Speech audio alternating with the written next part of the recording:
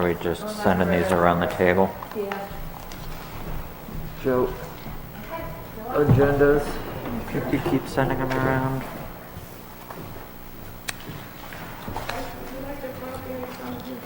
Just get one of these and we need this. Yeah.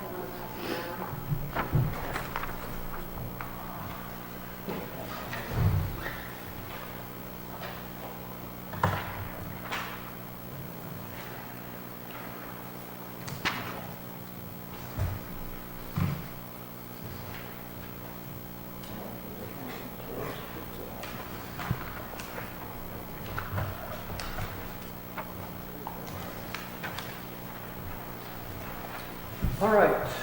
Did you say you're in, Susan? All right, we're going to open the meeting at 6:33. Roll call. Betty Smith. Tim Jandeber. Joe McCaffrey. Lee Baldwin. Wayne Curry. Alternate Bob Strobel. And that's the voting designation.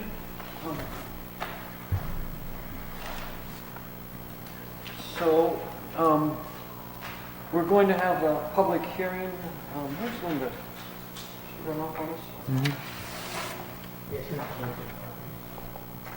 Do I need to read this out, James? The entire text of it? Yeah. We usually don't. Okay. If you'd like me to do a quick run through, I can. Would you please? Sure. So I should also say that we're going to open the public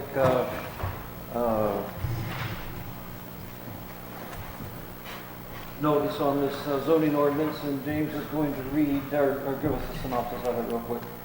Yep, so as you'll recall, in November, October and November, we were discussing how the town currently regulates private campsites. Those being essentially small campsites on people's individual property that they would use to camp, as separate and distinct from something like a commercial campground. There have been some concerns, particularly in the building department when they have to do enforcements, about the fact that we have an existing camping permit, and it is typically not used unless in an enforcement situation somebody finds out, oh, I was supposed to have this, then they'll apply for it. So they were hoping, based on the sort of enforcement actions we've had to take over the last few years, for some improvements to our regulation, I think for clarity's sake, for having a little bit more explanation than the existing camping ordinance that's from, I think, the 1980s. So this draft is more or less what staff came up with some minor changes that were discussed by the planning board in October and November. In the copy that you have in front of you, this has been submitted to the town legal counsel for review as well. Previously, I was proposing this as a single amendment. Legal counsel suggested breaking it into two amendments, since essentially what we're doing is suggesting adoption of regulations into the zoning ordinance where they currently do not exist, and then separately repealing the existing ordinance that's in the selectmen's general ordinances. They suggested that that be a separate question and that it be tied to passage of the zoning amendment. So if the zoning amendment fails, everything stays as is. If the zoning amendment passes and is adopted, then we would look at the results of the second ballot question to determine whether or not the other ordinance is repealed. So to run through this, we are establishing this as a use that would be permitted under Section 5B. So those are uses that can occur generally anywhere in Northwood as long as they comply with specific performance criteria. And so the entirety of section Roman numeral 5B5, private campsites, is laying out those specific performance criteria for a private campsite. In this case, we are specifying that the private campsite should be otherwise vacant. So we don't want to conflate current residential uses with also camping on the same property. We are permitting one private campsite per lot, and we are proposing the dates April 15th to October 15th. Those are the dates that exist in the current ordinance, so we are maintaining them for consistency's sake. Similarly, a camping permit is currently required. We have fleshed out this section to maintain that requirement, but then provide a few more details about the circumstances or the criteria that need to be met in order to issue that permit. Per discussion by the board, we have split that to allow for a weekly permit that's valid for up to 7 days, and where that might rely on some of the waste facilities that are contained within a camper, as an example. And then a season-long permit. The season-long permit would require there to be an NHDES-approved septic system on site to last through the entire season. We specify that private campsites may not be used as a year-round residence or dwelling. So we are explicitly disconnecting this from any measure of residential dwelling units or anything like that. This is purely a recreational use of property. We specify that anything that you have on this property needs to abide by structure setbacks, even if it's a tent or something that may not typically need to abide by those setbacks. Here we're saying we would like those to be, in typical cases, at least that 20 feet removed from the property line. And we specify that a parcel owner will not be compensated for these campsites.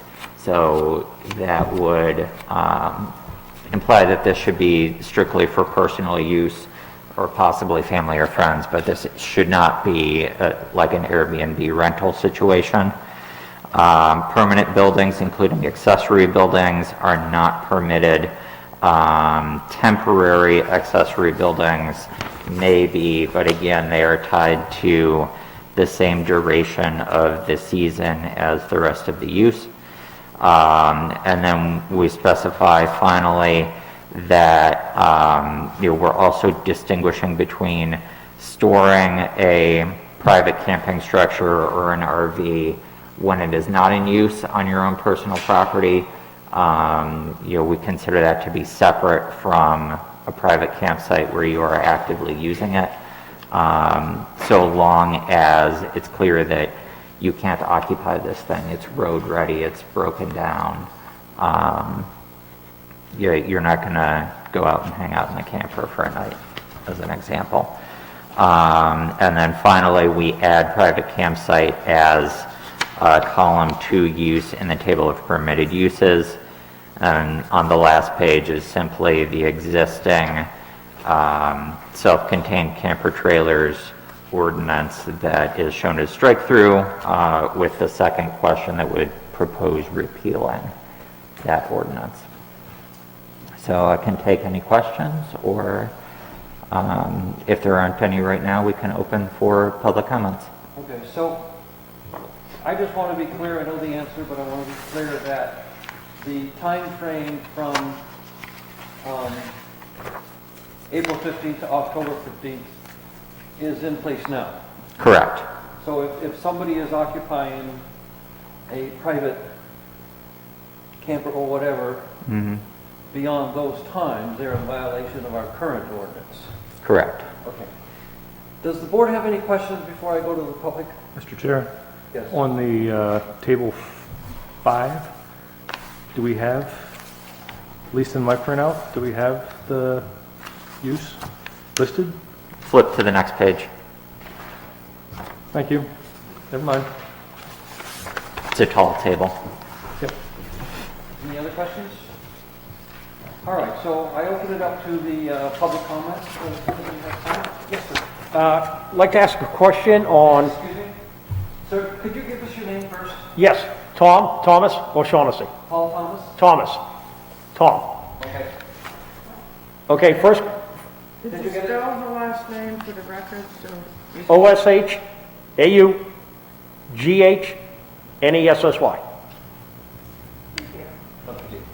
Thank you, sorry. Okay.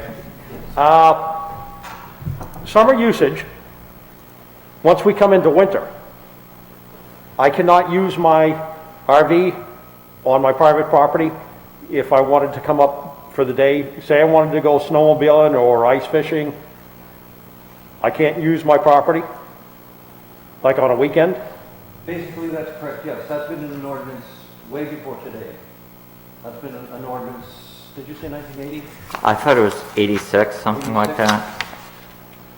Effective March 8th, 1983.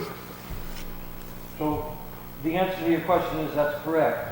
I don't know if you have in the past, but you should be getting a permit each year to use the property as a camping property. I mean, that's, again, been in an ordinance for some time. Okay, so I have to pay taxes for the property, taxes for the RV, and I have to pay additional to use my property. I have to pay an additional fee. I think it's pretty minor. I don't I don't know, how much is the fee for a camping permit? I don't even know that there is a fee for it. Yeah, I'm I not don't think sure there's either. even a fee established. It's just It's a matter of filling out a form. So, the idea, I believe, the idea is that we have a lot of little properties in town, and we're having some issues, and we want to be able to know, and we have wanted to know for many years, who's using these properties,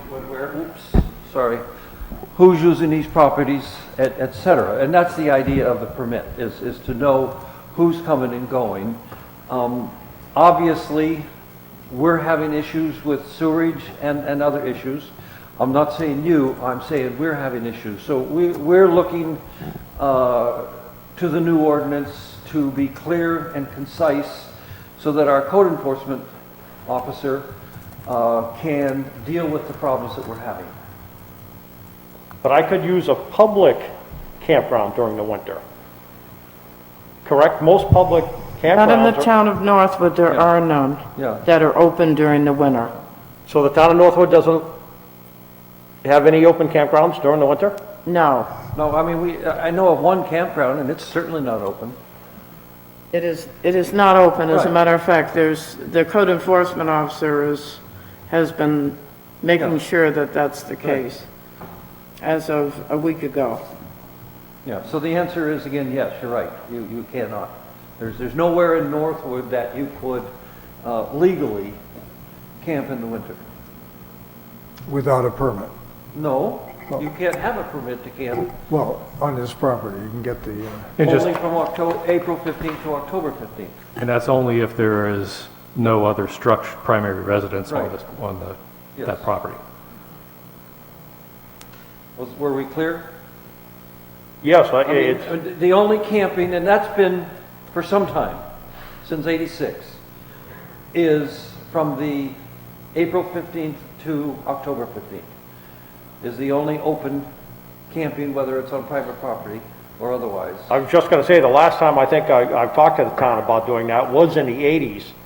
And they used to allow you to, yeah, if you came up on a Saturday or you came up on a Sunday, you were fine, but you couldn't stay there, you couldn't live there. But they didn't seem to have a problem with, you could spend a day there. The day or overnight. You know, I'm not sure that if you're spending the day, again, I don't think there's a simple answer to what you're asking. we're concerned about people who come up, we don't know about them. They're using different areas around this town. We happen to have, I think it's 9 lakes and ponds in town. Without knowledge, nobody knows they're there. In some cases, they might be leaving messes that are bothering other people in the area. We've had numerous issues, and we're trying to address those. See, I'm just afraid that it seems like we're gonna punish the mass for maybe a few bad people. We're gonna do it all-inclusive. If somebody's doing something wrong, I understand you have to speak to them, or maybe they even get fined.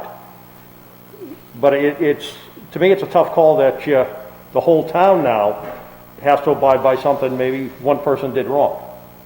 May I address that, please? I would just say that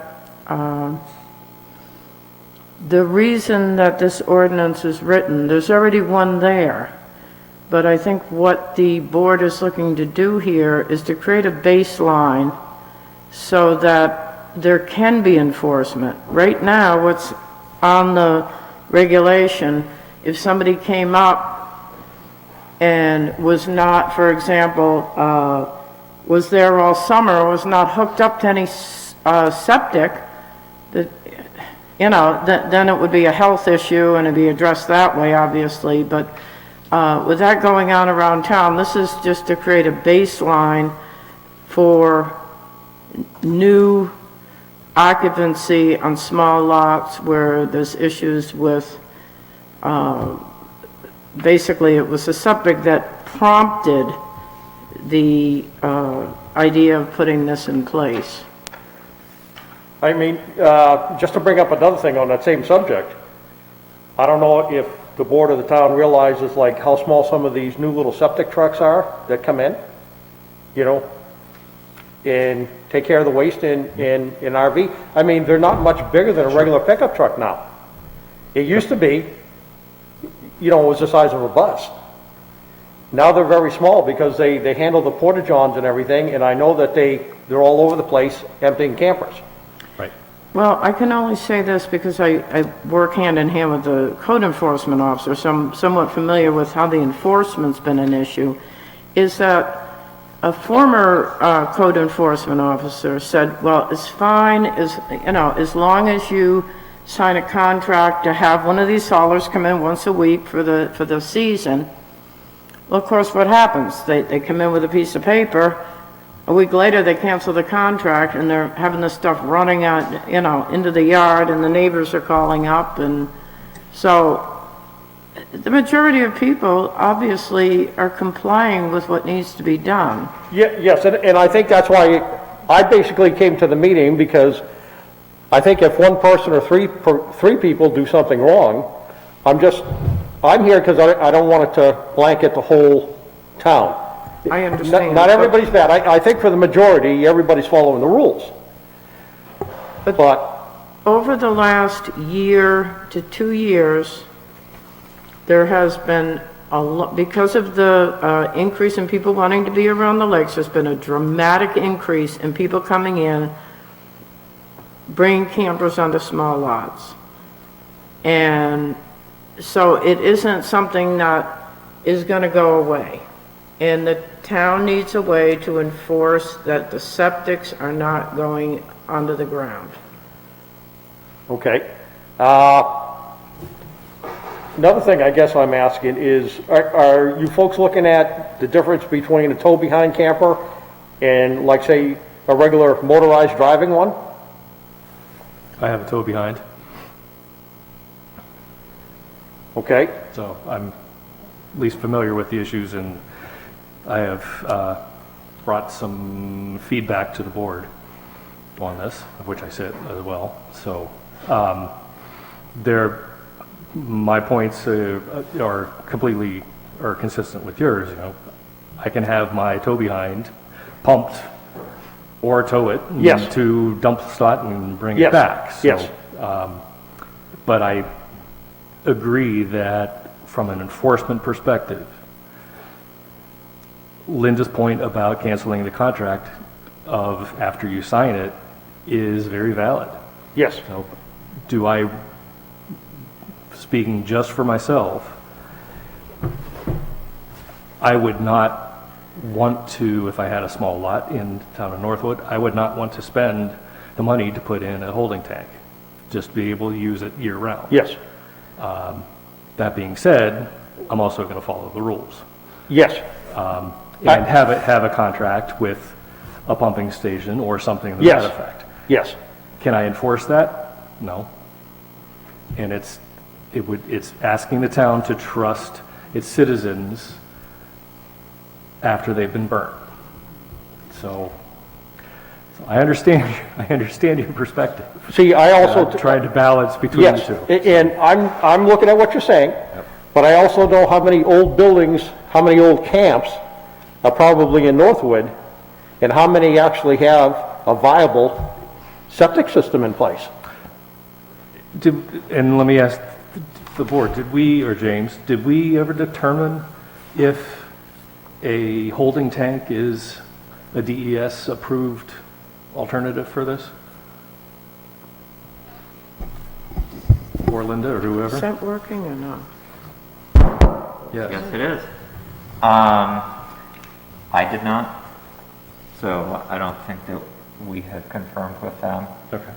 To answer what you're saying, Bob, is that, and I think it's important for the folks that are here tonight to know that when the board first started with this regulation, it was going to be one season only, and you had to have a state of New Hampshire septic system. Bob was advocating for other levels of camping in different ways, and that's why it was added the weekly. And the reason the weekly can work is if you're going to have it where you're just driving in your RV or pulling a camper in, if somebody, it does require you to email the thing in or whatever you want to do once a week and say you're going to be there. But it also, if there's an issue with a neighbor, for example, Yes, and they complain and say, so-and-so is, not complying, then they cannot issue one, that they have a closer range of a week. So for a week, you're allowed to be able to, my understanding is that you can just use your holding tank. But if you want it to sit there all summer, then it's necessary to provide a more permanent means of septic disposal. yes. So Bob did advocate for a lot of changes to what was originally proposed for that reason. No, I'm here to follow the rules. I bought the piece of property thinking that I've got something better than going into a regular campground. And I'm thinking right now, the way the board's looking at it, I've actually got more rights in a campground than I do with my private property right now. If I'm understanding this correctly, and I'm thinking I am, I've got less rights owning my own piece of property than if I go to a campground at this point. Well, can So I, hang on, Joe, I'm you can be not next. sure I So understand I'm not sure about that. I certainly know that we do have one campground in town. I know that it was literally shut down over septic some years ago and was subsequently sold and is much different. I also know, because I live very near there, it's not open in the winter, not supposed to be.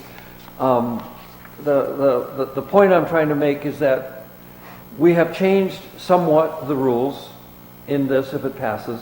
However, there are rules, for instance, the April 15th to October 15th that have been in town and ordinance for a long time. So anybody that has been using their property from October 15th to April 15th have been doing it in violation of the rules in the first place. One of the things that we have found is that we have a fair amount of people who come in and out of town, don't get permits. They pretty much just come and go. That's a problem that we're trying to address. So, Joe. well, I guess I to some extent, understand the gentleman's concern here.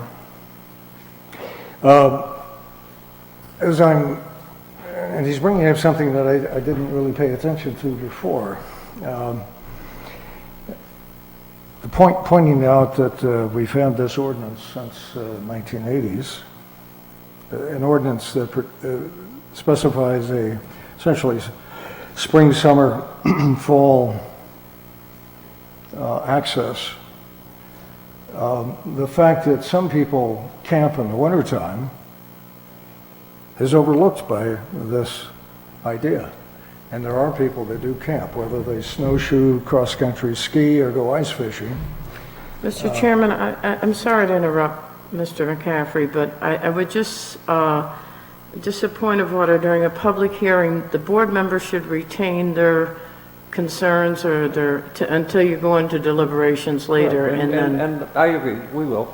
And we did talk about this a lot, so, when we get out of the public hearing, let's listen to the public, and then when we can close that, you will have a chance. Well, that's not just quite the thing, I think. Linda, I'm addressing what I think, in part, what this gentleman is concerned And I agree about. with that, Joe. The point we're trying to make is that mark it down, and when we get out of the No, but I'd like public, to let hear, the public speak. before yes. we get there, I'd like to Well, hear... let the public speak, and then we will have our work session and talk Well, we can about it. have our discussion. I'd like to hear a little bit more of his response to this, since he's raising the concern. And that's my So, do bottom you have line. anything else, sir? One other point I would like to make, like just before we came to the meeting, I ran over to check my place, because we had the rain and the storm the other night. You'll find me, if there's a bad windstorm, or we've got a lot of snow, I'm at my place making sure it's okay. I gotta take the snow off the roof, see if there's any damage. I'm picking, sometimes there's a lot of branches down. There's nothing in the ordinance that would, Okay, but that's what I'm trying to find out. It's, if I'm not supposed to be on the property, No, Not the case. okay, No, it's not a No, question but of it's that. saying that you can't use it. that's correct. But it doesn't say that you can't go in and clear branches, snow off your roof. It doesn't say anything like that. Well, how about a temporary vehicle there? Because this is including temporary vehicles. Somebody shows up for a weekend and as was observed by this individual. Some of them are quite small and temporary, and the holding tanks and so forth come and go with the vehicle. There's not even any disposal going on the property, at least not properly or legally. So Okay. I see an You'll additional... have your chance. Yeah. Any more public comment? Yeah, I'd like to, Could you come, give us your name and sit down and use the microphone? Thank you. My name is, can you hear? Yep. My name is Kelly Wenzel, and I'm just wondering if you could tell me what the actual ordinance are with having a trailer on your property. You're saying it has to have a state-approved septic or a way of waste, getting rid of waste. I think did I not hand that to you? It's right in there, Kelly. Yeah, I know, but I want to hear it here, only because I want a good explanation, because I'll explain as I go a little bit further into why I'm asking this question. Because I'll just give you a quick scenario. I have a piece of property, and I do have the 20-foot setbacks that I could put a trailer. I have a state-approved septic system, and I'm wondering, what other type of, regulations that would stop me from having that trailer there. I hear you saying there can't be an accessory building on that property. And what does that mean? Say Actually, I could think you there ask can that be question? one accessory building, that's removable, or, This is a garage, it's not removable. yeah, that wouldn't be permitted. Well, one advantage is that this is now, if it's approved, it would be in the zoning ordinance. I'm familiar with your situation because you had come before the board before, but you could apply for a camping permit, and because you don't meet that, you could go to the zoning board and just say, well, look, I have a pre-existing accessory structure, if we want to call it that, the garage on that lot, and you do have a state-approved septic already in place, And I don't know any reason that you Well, couldn't do that. This is what's shocking to me, is coming and reading these new ordinances that are taking place, because we've gone through multiple different building inspectors, as you all know, over the years, and I've struggled through this whole process. I've been told multiple different things as I go through this entire process. We tried to build a house on our property or attach it to the garage. Multiple different things, we kept getting denied. We had 2 state-approved septic systems. I sat with the building inspector, 2 of them, a matter of fact, and I just spent $20,000 installing a septic system. I put a well in next to my garage. I still would have plenty, 20 feet with any properties around me, without being in any type of, way of anything. It is a brand-new septic system, and you're telling me now, when 6 months ago, I was told by 2 different people that I could spend that money and put a septic system in, and now you're taking my right away to put a trailer there. Or I had to go to the zoning board to ask for forgiveness because I have a garage that you people let me build on my property 5 years ago. Please explain. I don't understand. In addition, that garage that I put there, it was an empty lot, and this town approved my husband and I to spend $35,000 to put an accessory building on that property. You're not allowed to put an accessory building on a property without a primary resident. So they let us build the garage. I go to the town, I couldn't build, I asked them because I wanted to let my mother stay up there with me for 6 months out of the year. They said, go ahead and do it. You have plenty of room. You have 2 state-approved septic systems that I paid for. I put one in, I put a well in, and then 3 months later, you're telling me I can't put a trailer there. Or I have to go to the zoning board and go through that whole process and ask for forgiveness for you letting me put a garage on my property. I don't understand. I can say that tonight's hearing is not about trying to understand the specifics of anyone's particular lot. But can you And I do understand understand, the ridiculousness of them saying you cannot have an accessory building?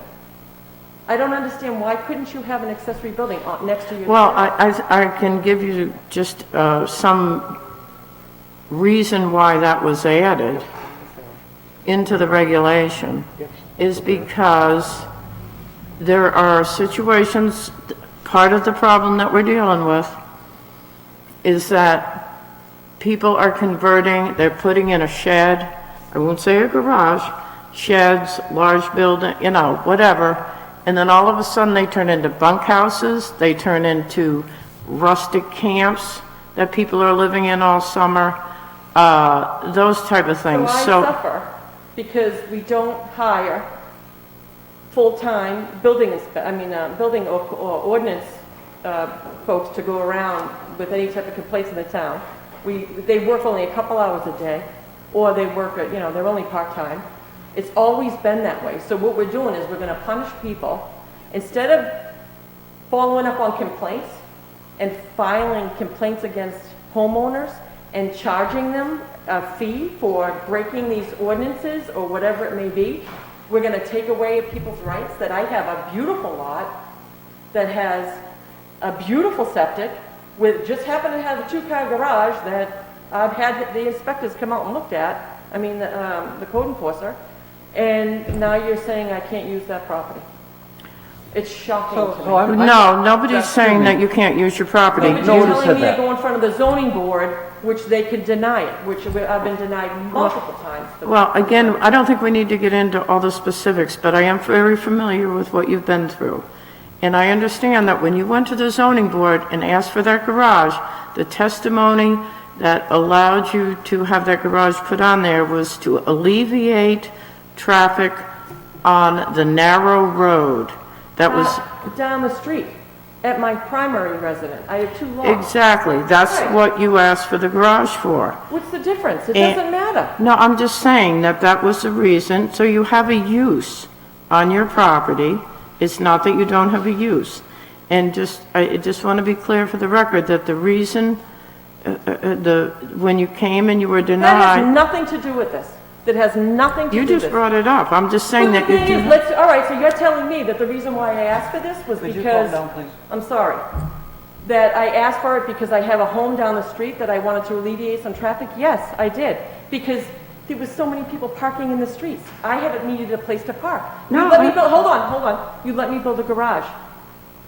A short time later, after we built the garage, I have 2 building inspectors that came out and said, "You're kidding me." Because a guy over in Harvey Lake, they refused him because they found out in the ordinances that they let me build an accessory building on my property, and they shouldn't have because I had no primary resident. So, can you see? Okay, how- let me just clarify something for you, if I can, Kelly. You do not have an accessory structure based on our regulation on your property. You have a garage. If you had, you have to, an accessory structure is an accessory to something else. There's nothing else there. Yes. So that was the reason you went to the zoning board. But also, I just want to make it clear that this board here has no, I mean, this is good that you're able to explain to them some of the problems you've had, because these are the folks that put regulations in front of the voters. But you came back and asked for a year-round home. The zoning board looks at that for the criteria that they have, and they made a decision aside from whatever this board's doing. This board is trying to address a baseline regulation to allow people to be able to camp infrequently on their properties and have some means of code enforcement if a complaint comes in, that he's able to go out there and there's a regulation that says you either need to be here for a week and take your vehicle away or whatever, or if you're staying for the season, that you have adequate septic. So you're telling me now that the garage is not an accessory building, that everybody in this town has been talking to me when I come in here, that it is an accessory building on a piece of property? It is separate. It's totally separate. I pay different taxes. It's on a different road. It's a different address. Now But we're, you're now we're telling me simply not. just talking about a title. Accessory structure. An accessory structure is allowed on a non-conforming lot under the zoning ordinance. So if you had a residence on your lot, for example, you wouldn't have needed to come to the zoning board to add an accessory structure. The reason you came is because it was a bare lot. Right. It's So- establishing a garage as the primary use of the Primary parcel. use, exactly. Thank you, James. So I know you had been to a lot of expense and trials in trying to get things accomplished on your property. I understand that. But that is not, unfortunately, what this board is trying to achieve by putting this before the voters. They're trying to prevent problems with the, in order to maintain the quality of water in the lakes, you know, and also safety as far as people that could be living in,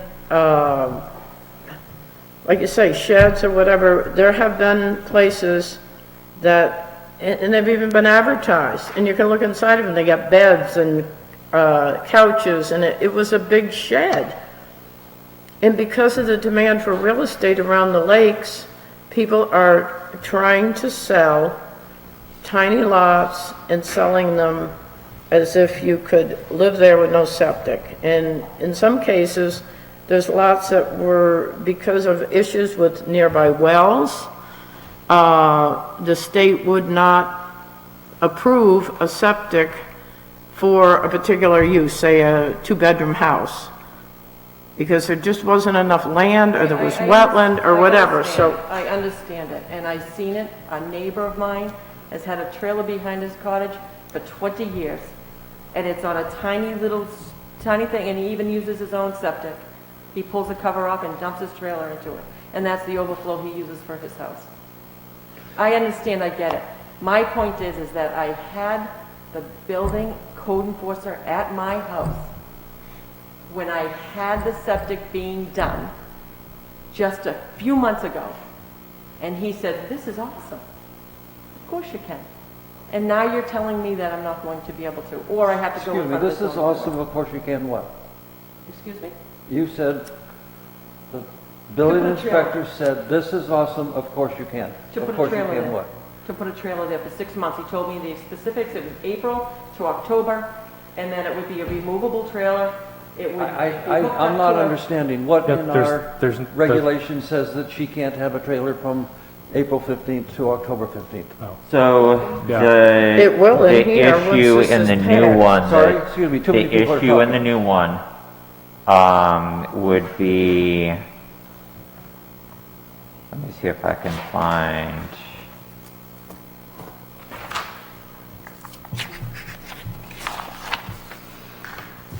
So it would be on the first page, 5B5A. A private campsite is permitted on an otherwise vacant parcel in accordance with the following performance criteria. So I think what she is concerned is that, and I would agree with the interpretation, that a private campsite could not take place on a parcel that has a permanent structure on it. Ah, okay. So certainly the board could take this under advisement as public testimony.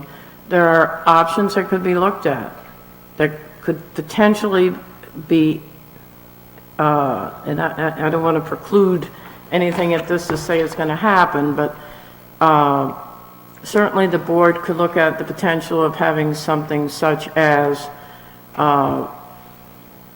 unless a lot has a pre-existing uninhabited structure prior to the enactment of this ordinance, or whatever you may choose. I mean, that, that's why we need public testimony, to hear how people are going to be affected by what's The being difficult put part, in. It sounds to me, though, there's no swaying with the way that you just explained to me about the garage and that whole scenario. We haven't Okay, written the so ordinance yet. as far as I'm concerned, we've heard her, I understand the point now. I want to wait because I wouldn't let Joe speak, so it's not fair for me to speak until after the public hearing is over and we're back into our work session. But, I do have something that I do want to say when we get that far. But who would pay for the, and again, I had him at my property this fall. I spent $20,000 on a septic, a well, electricity in my garage to be able to hook up to the trailer. This was just months ago. And now I'm sitting here, when I ever got this email at home, I was flabbergasted that, and I just put an additional almost $25,000 because I was convinced by having a building inspector come out and say, this garage is a garage, it's inhabited, but yes, you can put this on your property. And I have 2 state-approved septic systems that I paid additional, that's not even the cost of the septic system. So what, I don't want to get too far into the specifics, but what was the building inspector issuing for you? He came out because somebody in my neighborhood had called and said I had 2 elderly people living in my garage. And I called him because I got a letter in the mail saying, I have a problem with a neighbor who is just, he's a tyrant. And he sent, and a letter was sent to me stating that I had that I was harboring 2 elderly people, I wish I had it, in my garage. And I said, please come out. I wish you had called me prior to sending me this terrible letter. And I would show you I don't have old people in I don't even have any old people. My mother, that's all I have. So it was an enforcement situation. He came on a Was- complaint, not a written complaint, over the phone. Yes. I asked him actually to come out to my home. He sent me a letter and told me I better not be harboring people in my garage. So I said, please come out. I don't have old people in my garage. I really want to do this. And he came out, he went up in the garage, he checked it out. He said, geez, I'm going to send you, and he did. He sent me a letter, a retractment letter, Okay. saying there was any people there. And then we talked about the septic. I says, I have a state approved this, and we talked about it, and he said, oh yeah. I have a question. Did the documentation of that include in, the final written findings that, yes, you currently have a septic for the purpose of this camper No, and this garage? Okay. but you cannot stop me from putting this state-approved septic system as long as I have all the state. No, what I'm trying to follow up on is whether or not you have a pre-existing non-conforming use. So a pre-existing non-conformity is what happens when you are complying with a regulation, the regulation changes in a way that you are no longer compliant. Usually it's the onus is on the private property owner to be able to document that, but if it's not a health safety issue, usually being a pre-existing nonconformity would exempt you from then having to change your property to comply. So if you're concerned about that, we could talk outside of this to figure out whether there were things that happened or may have been recorded in that conversation that would classify you as a pre-existing non-conforming use if this were to pass.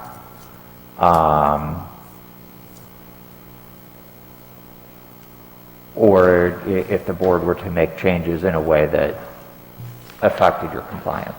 And there's no, like, you guys haven't considered grandfathering, lots or Yeah, anything? that's what I'm talking about, the But not officials. just for me, for other individuals in the town, because I know a couple other people that are in similar situation, that they have holding tanks, I have a regular septic tank.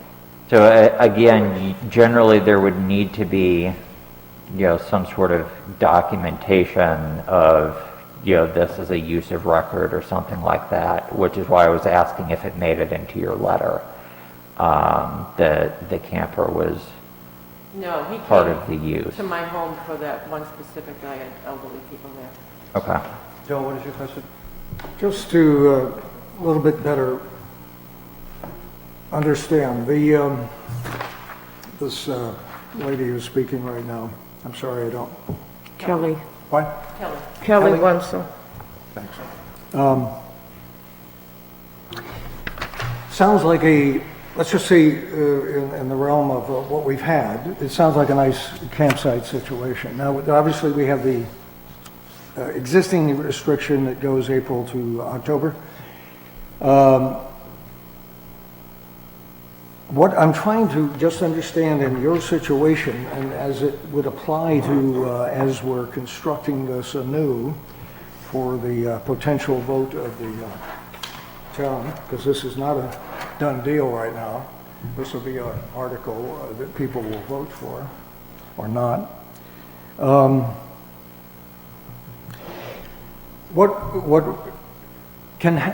I'm trying to get your situation. You mentioned a mother or something like that, or I'm not sure, not important, but somebody that was there perhaps, and then there was somebody misconstrued or complained or whatever. I'm not concerned about that either. Was that a situation where that person or any other person that would be at your approval, would they be staying there? Would there be an option to stay there? Would it be, and you don't even have to answer this exactly, but I'm hypothetical putting this because if they're just there for a week, and if they're just there for a week, if they're just there for a month, if they're just there for 9 months, if they're just there for a year, they're now a resident. And the point of this effort that we're trying to make here, as best I understand it right now, is to prevent an abuse of what's been going on much lesser sites than you've described that you have. Some very shoddy situations, people abusing the situation. Their neighbors are being abused by whoever's there and abusing the properties, these little properties. So I'm wondering, is there anything that you see in your situation that precludes what you're doing, turning into just an alternate residence, a guest house, as opposed to a campsite, which is what we're trying to address. People turning campsites or would-be campsites into residences for 6, 8, 10, 12 months. Is there any perspective you have just on that? I'm not exactly sure what the question you're asking. What I'm asking is, For okay, let public me, input, not excuse me, to let me badger ask the my public. question. Or try to rephrase it for the benefit. But ask it, Joe, okay, please? Yeah. Is there anything in your situation, as you see it, that you're honoring just this being an occasional guest house, visitor situation, campsite situation, as opposed to, because you have a septic, you have a well, and you have, sounds like a nicely improved property. Is there anything that precludes that turning into a residence? No, the usage that we were going to use it for specifically is from April to October.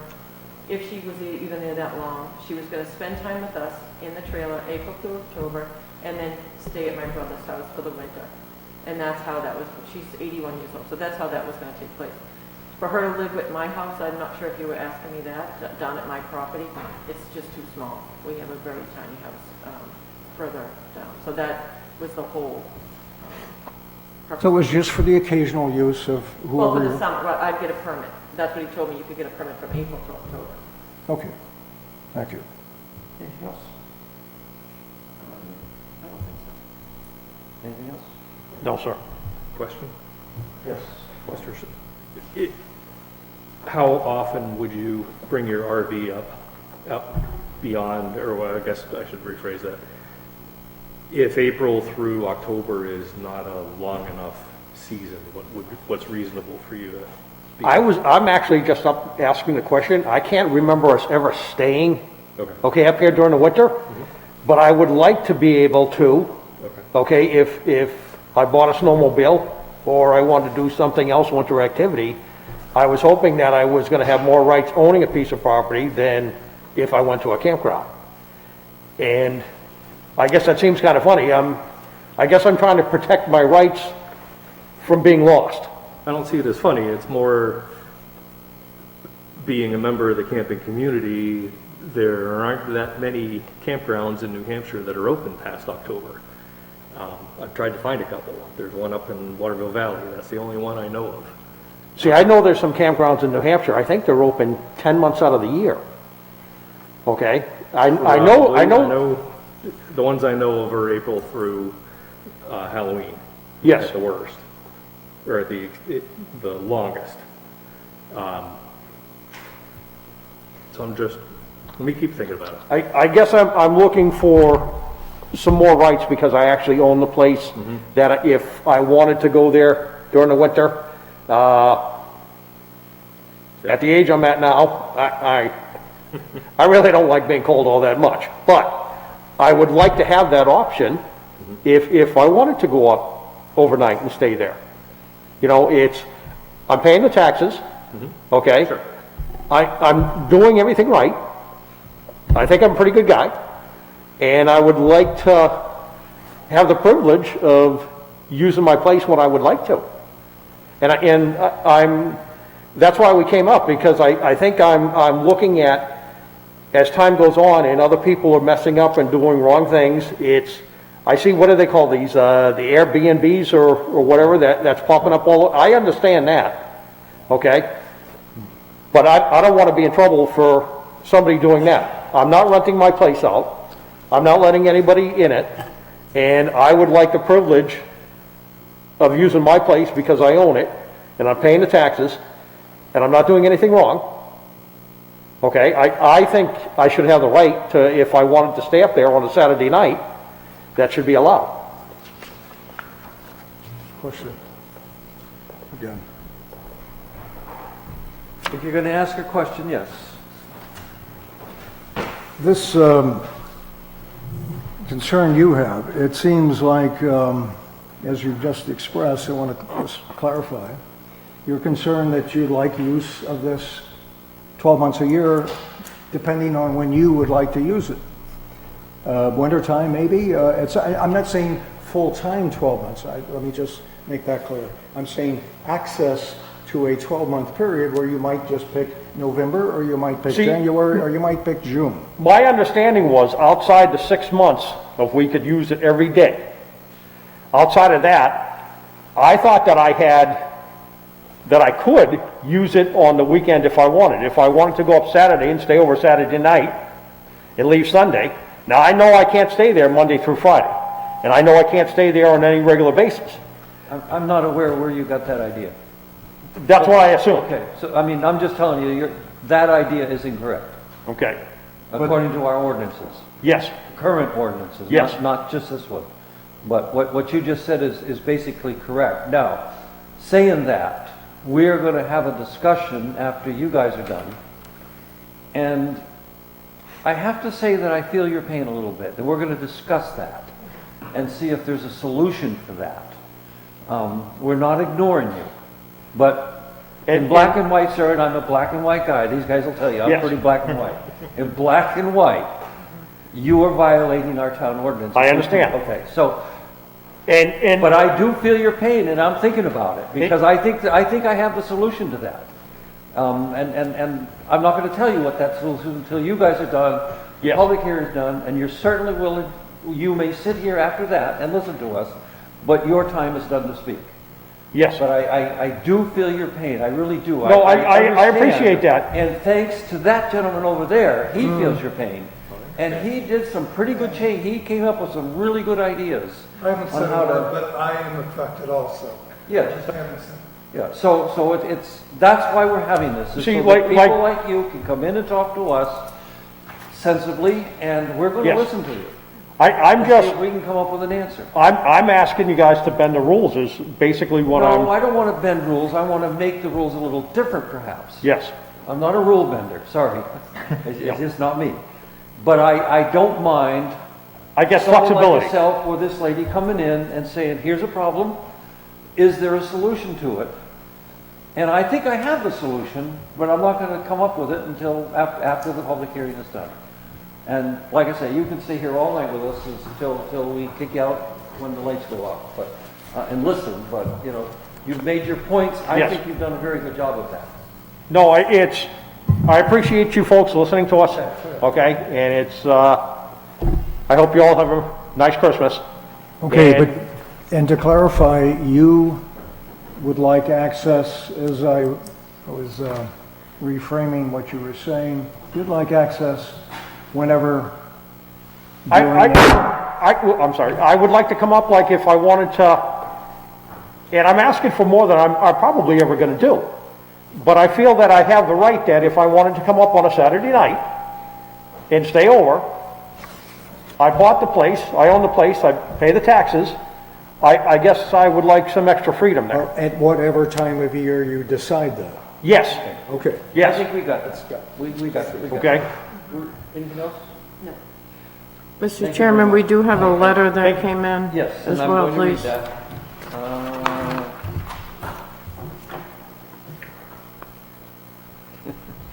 Gotta find what I do with it. Okay, while the public hearing, we did get an email, and this email is from Graydon Bliss on the proposed land use changes regarding private campsites. Thank you for speaking with me today. As you suggested, I have compiled a few of my concerns that can be shared at the public hearing this evening. We are property owners on Genis Pond. We have owned this double lot for 26 years and have had a camper that has been in place for more than 10 years. The camper is hooked to a state-approved septic system and a town-approved well. We have 2 small sheds that have been permitted on which we pay taxes. Despite complying with the stipulations outlined in this proposed campsite zoning change, we have the following concerns. 1, we would like assurances that these changes will not negatively impact the continued use of our property as we have enjoyed it for the last 26 years. We would like assurances that the use of our property will not be restricted to the April 15th to October 15th timeframe that this ordinance assigns. The 2 small sheds on the property are existing, permitted, and taxed. Therefore, we would like assurances that they remain in place despite the zoning ordinance that allows for only 1. Our well and septic system has been state and town approved for a two-bedroom home, therefore we would like assurances that there will be no need for a yearly permit or inspection. We hope that responsible property owners with campers are allowed to continue the enjoyment of their private property. It is our hope that offending parties be held responsible, but not by passing the ordinance as written. Sincerely, Janet Bliss. I have a question regarding that. I don't know if I Linda may will be, answer I may or- be able to answer only because I spoke at length with this person on the phone today. So I'm going to close the public hearing, and we're going to, at this point, the public has spoken. Janet Bliss, sorry, has spoken. I'm closing the public hearing, and so now we're going to have our own comment. Joe, you're first. Well, I just want to ask first, just regarding this, is this their only property in Northwood, or is this a campsite property that they have in addition to a permanent property? I can answer that, but typical practice is that the folks would sit in the audience rather than at the table with the board. Thank you. But by all means, you're welcome to stay. The answer to that, no one at all? In this particular case, they are out-of-state residents. Is that what you're asking? But out-of-state residents, is this the residence, or do they have a residence and this property? That's what I'm trying to distinguish. I believe they only have this property. You can only have one legal residence, and they're resident, they only, you can only, are you talking about a residential structure or where they're claiming their residence? I'm trying to get a picture if this is just an additional property here in town, as some people have. They have a place on one of the lakes or such, Right. versus, and they live somewhere in town, versus somebody who's maybe an out-of-state resident. They happen to have this campsite, as we've described it, and they're describing it also in the town, and that's all they have. Right, that's all Sounds they like the have in the second town of Northwood. That's all they have. They have a property with a camper on it, and, but one thing that Because does, that's an just for the important- record, so you folks know, one thing that, because I talked to her about what James was saying earlier about a lawfully pre-existing non-conforming use or structure. In this case here, there was a seasonal camp for many years. Apparently, there were some issues with it, so the camp was removed and they put a camper trailer on it. So there was a continuous seasonal residential use on the property, which may be different from another situation where there has never been a residential use on the property. I understand, but you're saying seasonal, and it appears to me that these people are pretty much there all year. These It's not folks? clear. Yeah. That's why I'm She asking. called me from out of state, and they live out of state. So, Right.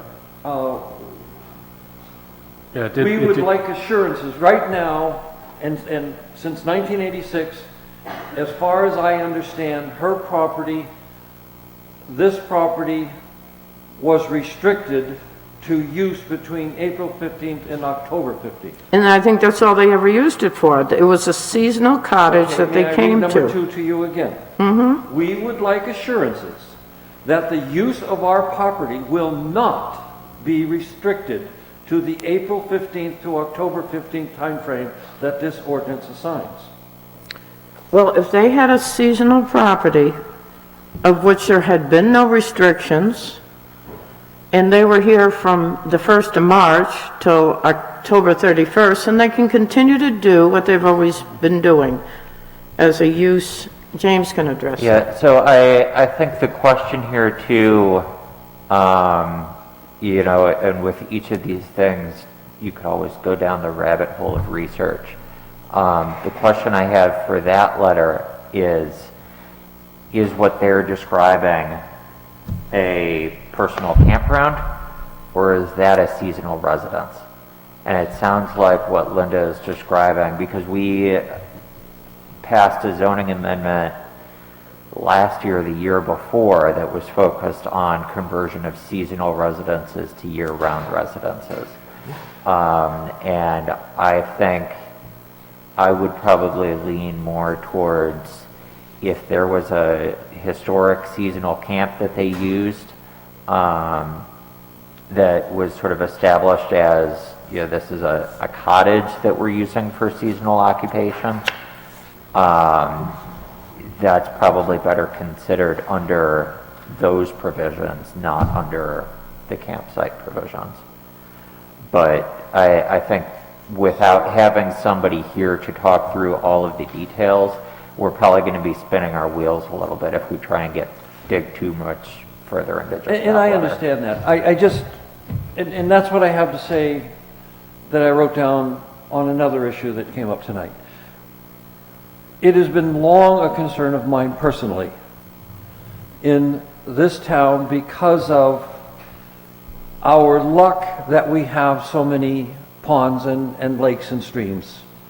And we have a lot of little tiny properties that creep is a constant problem where you start out with a little shed and the next thing you've done this and then you've done that, and somebody says, well, I've been here for years, and I would look at it and say, yes, you've been here for years illegally, etc. It's a concern of mine. We've run into this over the years time and again, where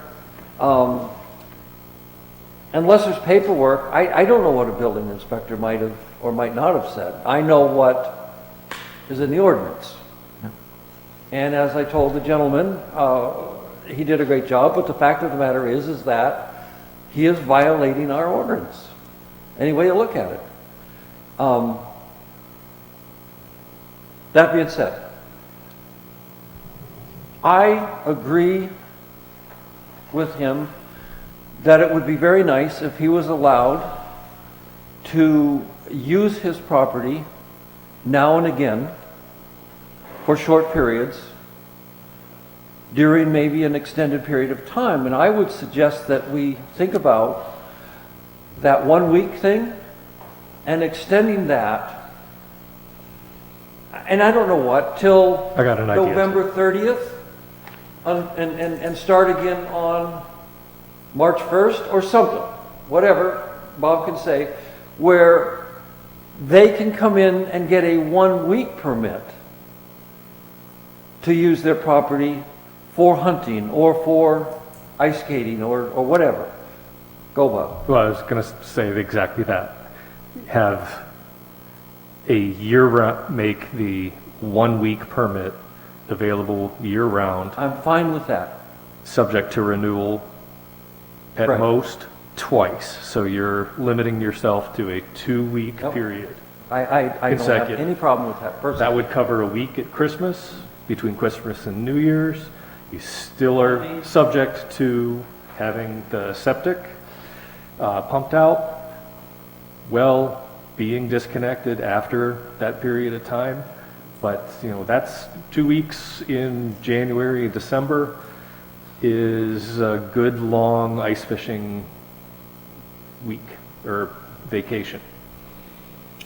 Could Well, you it could be repeat successive, that? could it You're not? going to have a limit on the number of weeklies that you can get outside of that standard time? Is that what you're saying? Renewals. So if I come up in December 21st, during my, well, what was my Christmas break, I can apply for a week-long permit, park my RV on my land, plug into the electric. I can renew that, call up the town and say I'd like to get another permit, or renew my existing week. You So get there'd 1 be week. 2 between October 15th and May 15th, 2 weeks. Oh, okay. Yeah, 2 weeks. And we don't care when their 2 weeks are, anytime during that stretch. But no more than 2 weeks, because Oh, then okay. you Well, I get would- into the slippery slope of, I'll renew it again. Right, renew it again, right, and- Well, exactly. Well, that's what I thought he was suggesting. No. I'm not suggesting you can't. What I'm suggesting is that if you come up off let's call it off-season. You can get a week-long permit. You can renew that for another week without leaving once. So you can get a permit and get a 1-week extension. Yes. And then you're done, then you have to leave. You can come back, but you start the process again. So you get the building inspector would know, yep, Johnny, I'm James liking is, that less. pardon me? Yeah, I'm liking I would that give- less. I would give them Well- just 2 weeks between the October and. Right. That gives them the opportunity to come up and check on their camp and stay for, Mhm. The only so- issue with that is if someone wants to come up like he suggested and they want to do snow shoveling or whatever, you know, the vehicle, you know, they want to use that and they want to use it a few weekends. Yeah. Why are you determined to restrict this to a week or, I mean, he was talking about weekends. And why? As long as they're not here the whole year. There's a time frame that they're allowed in the summertime. What they do in the winter, they should be given some reasonable options, not something that restricts them to 2 weeks. And, you know, it's like a vacation. Yeah. Well, If they I want to think come the, up and do the snow plowing thing they want to do, hey, So- they should be allowed to Come come up. up any day they want, year-round, and snowplow. They need to might get be a hard But they with can't July s- 1st. But they No, can't they stay don't. overnight. timeframe. no, they don't. They can come onto If their it's done with- property. They need a permit to stay. We're talking about camping, not coming and shoveling snow. Yes. Well, to Dwayne's point, Forgive me for saying snow plowing. Yep. What I mean, the snowmobile is what I'm talking about. If they want to come up here and spend some time throughout the winter, as long as it's not the whole winter, Well, how are you going to regulate that? they We have gotta a, come and get a permit. And if Yeah. you want to put a restriction, then say you got to get a permit a week before you're going to come up. Put some onus on them to do this. But to restrict somebody for 2 weeks, and the next thing you're going to be saying is that you want them a specific, it's got between November the 15th and December the 15th. Just make this simple. Make it simple. Let them come up and do what they want to do. Look, I have an RV, and I used to have it up here. I have it in Oklahoma. I pay for that when I go down there. I got to tell them when I got to come down there. I pay for that. They don't tie my hands and make it difficult for me to do this. Dwayne, come down here. We want your money. We want you to come down here. I drive 1,500 miles, and I do it. Don't make this so restrictive. The other thing is, what's the question of changing this ordinance? Is it because people are not using the septic right? Well, you know what they do in Oklahoma? They throw your ass out. You either follow the rules, you either drain the septic, and they have an area where you can take your trailer and drain your septic. If people aren't cooperating, then they should be fined for it or So you're thrown in a out. park, Huh? you're in a park? Yes. Yeah, and I would say to you, and I'm not trying to cause a fight here, but I would say there's a huge difference between a park and okay, a I'm whole gonna tell town with little tiny properties What's the all issue, over. what's the issue that we've had here tonight? We're talking about septic. So you know how you fix septic? You fine people. well, Somebody okay, was let me, not- That's the problem All with the right. current ordinance. We don't have the To specific write something in provisions. that they get fined and they get thrown out. okay, let me, if I could interrupt, because I think a big part of this is written from the idea of enforcement. You cannot, a town cannot fine somebody in the state of New Hampshire. Only a court can. A town can go to Superior Court and ask for a fine to be levied. The town cannot issue fines. It doesn't work that way in New Hampshire. Throw them out. But you know what you can do? What you can do? So- If people are not following the rules, don't issue them a permit. They're not even coming in and They're getting not their coming, permit. they're What just did we do? doing One this. permit last year? One permit Yeah. that was I mean, after an You're trying to enforcement. solve this because what's the problem? The problem is the sewage. No, the problem is we don't have an enforcement capability. Enforceable Well, Dwayne, let- ordinance, a may I, baseline enforceable ordinance. Yes, Joe. Dwayne, you're making, on the one hand, a good point that's sympathetic to part of my thinking. The use, and this gentleman here, and perhaps the lady that was speaking before, but particularly his idea that he could, why can't I come up and just use, my property when the mood strikes me? Because that's what it's about if you're going outdoors to do something. If it's snowing and you didn't even know it was going to snow, maybe you want to go up and clean your trailer, get the snow off the roof, whatever it is. That kind of thing is spontaneous pretty much, and it should be not a process, oh, I've got to get a permit before I can go there, otherwise if somebody sees me, they're going to fine me or put me in jail. It's ridiculous. I think, though, our bigger concern, and you mentioned yours is in a trailer park, and of course, as Tim observed, and the trailer park has already a control in the situation, and as Linda pointed out, we don't. In the given little small situations, and people abuse the situation and people don't even notice it for weeks or months or whatever.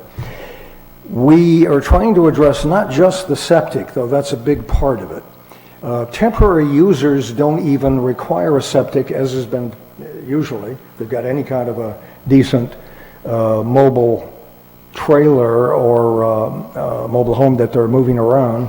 That has its own system, and those can be dumped, not here in town, but at certain locations. Rochester is one, and that can be done. But people that don't observe that and don't follow that are doing it haphazardly on various properties and abusing the situation, creating a public health hazard, etc. Aside from abusing our basic ordinances of owning a piece of property and having a certain structure and so forth.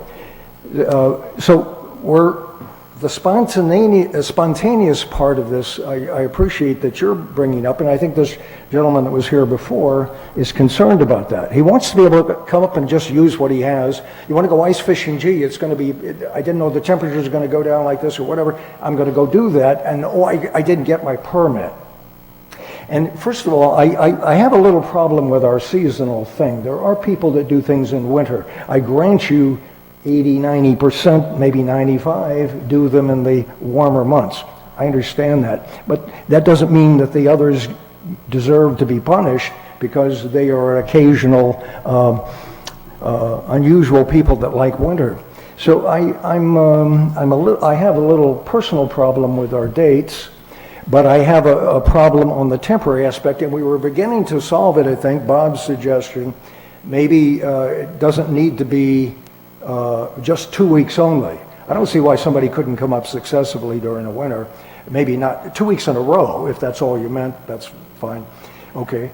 But I mean, there's the holidays, and then maybe in January 31st they want to come up again. So we need to have that flexibility, it seems to me, in terms of people multiply using their property or temporarily, and getting a permit if they're going to be here for any length of time, a week, 2 weeks, a day or two. That doesn't make any sense, and I think somebody should have if this fellow wanted to come up and he's got 1 day and he's got to stay in his, whatever it is, overnight, because it's getting late, he spent all day trying to clean up things, not going to drive home, icy outside, perfect, stay in your own place, your little campsite. That all makes sense to me. I don't see why we should be putting anything in the way of people that want to use that. I do see, we just have the bigger issue, which has already been explained, that we're trying to prevent people from living on these properties extended periods of time and using them as home sites instead of campsites. Thank you, Joe. So I just have a couple of things to say. Number one, the entire point to me is some control. We're trying to establish some control. If you haven't seen,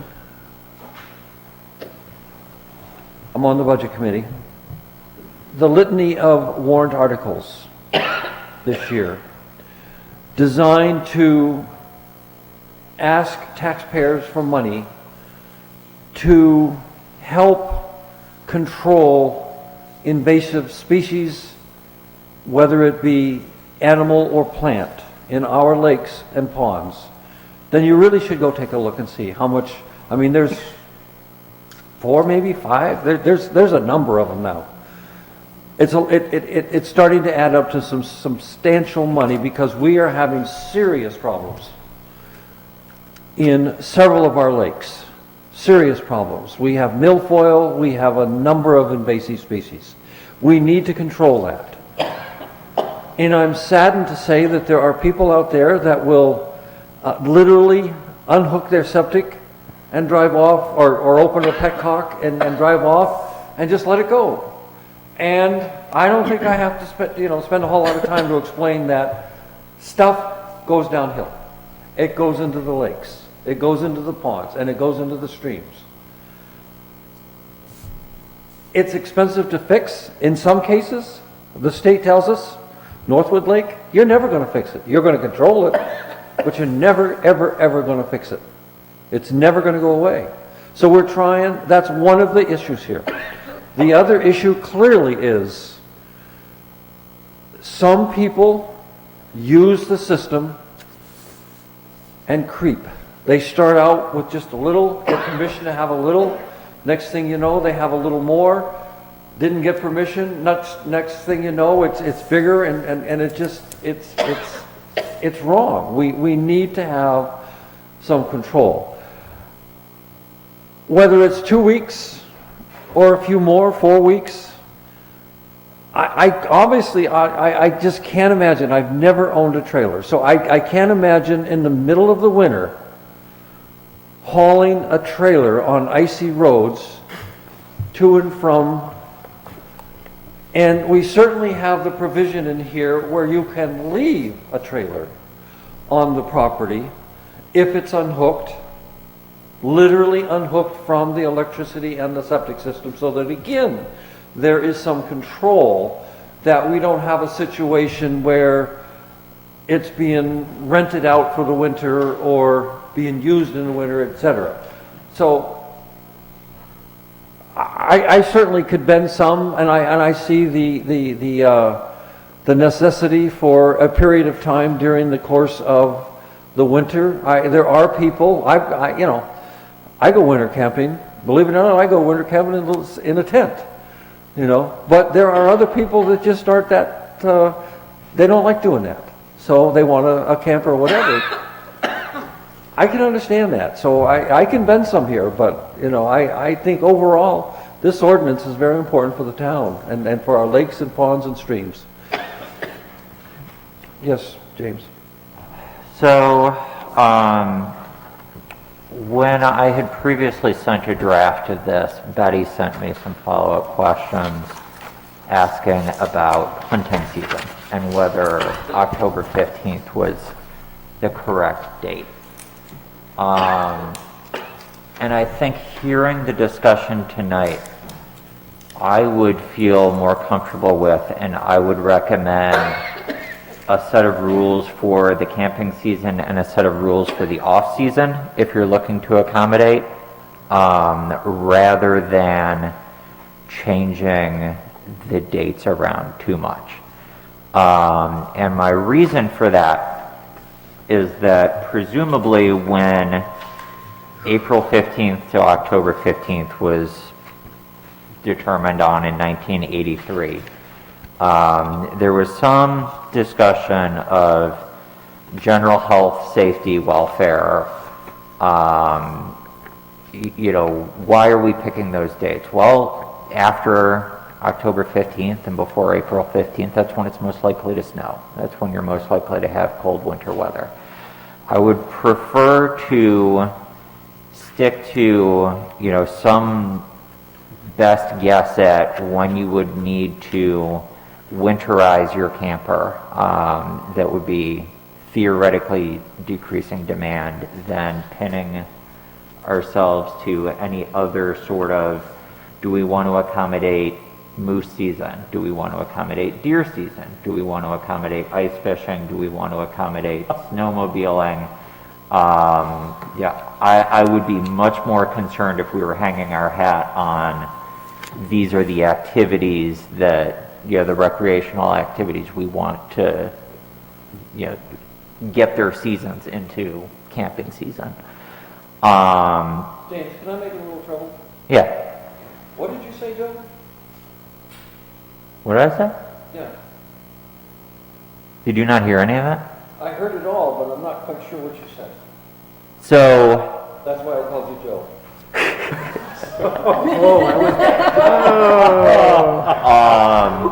I was wondering about that. so the distinction. Sorry. So I think right now, the dates that we have are generally set to be bookends for late fall and winter. Winter weather, bad weather. There's a, Could you just tell me if you agree with those dates or not? so I generally agree with those dates. Okay. And I think if we're going to make a change to those dates, it would be better to tie it to, that's not a realistic expectation of weather anymore, than, Who suggested we change those dates? I don't think anybody did. Nobody did. nobody was in specifics. Bob suggested a very reasonable addition of Yeah, so I think that I would be more supportive of, if you want to accommodate people, I would suggest something similar to Bob's suggestion of, maybe we'll allow fewer permits in the winter, maybe there'll be shorter permits in the winter. I don't know what the details are. Well, let's see if we can talk Bob into 4 weeks. Okay, well, what I would, if I may, what I'd suggest, or what I much prefer James's suggestion of in-season rules and off-season rules. And I think for the off-season rules, you still need to come into the town, you still need to get a week-long permit.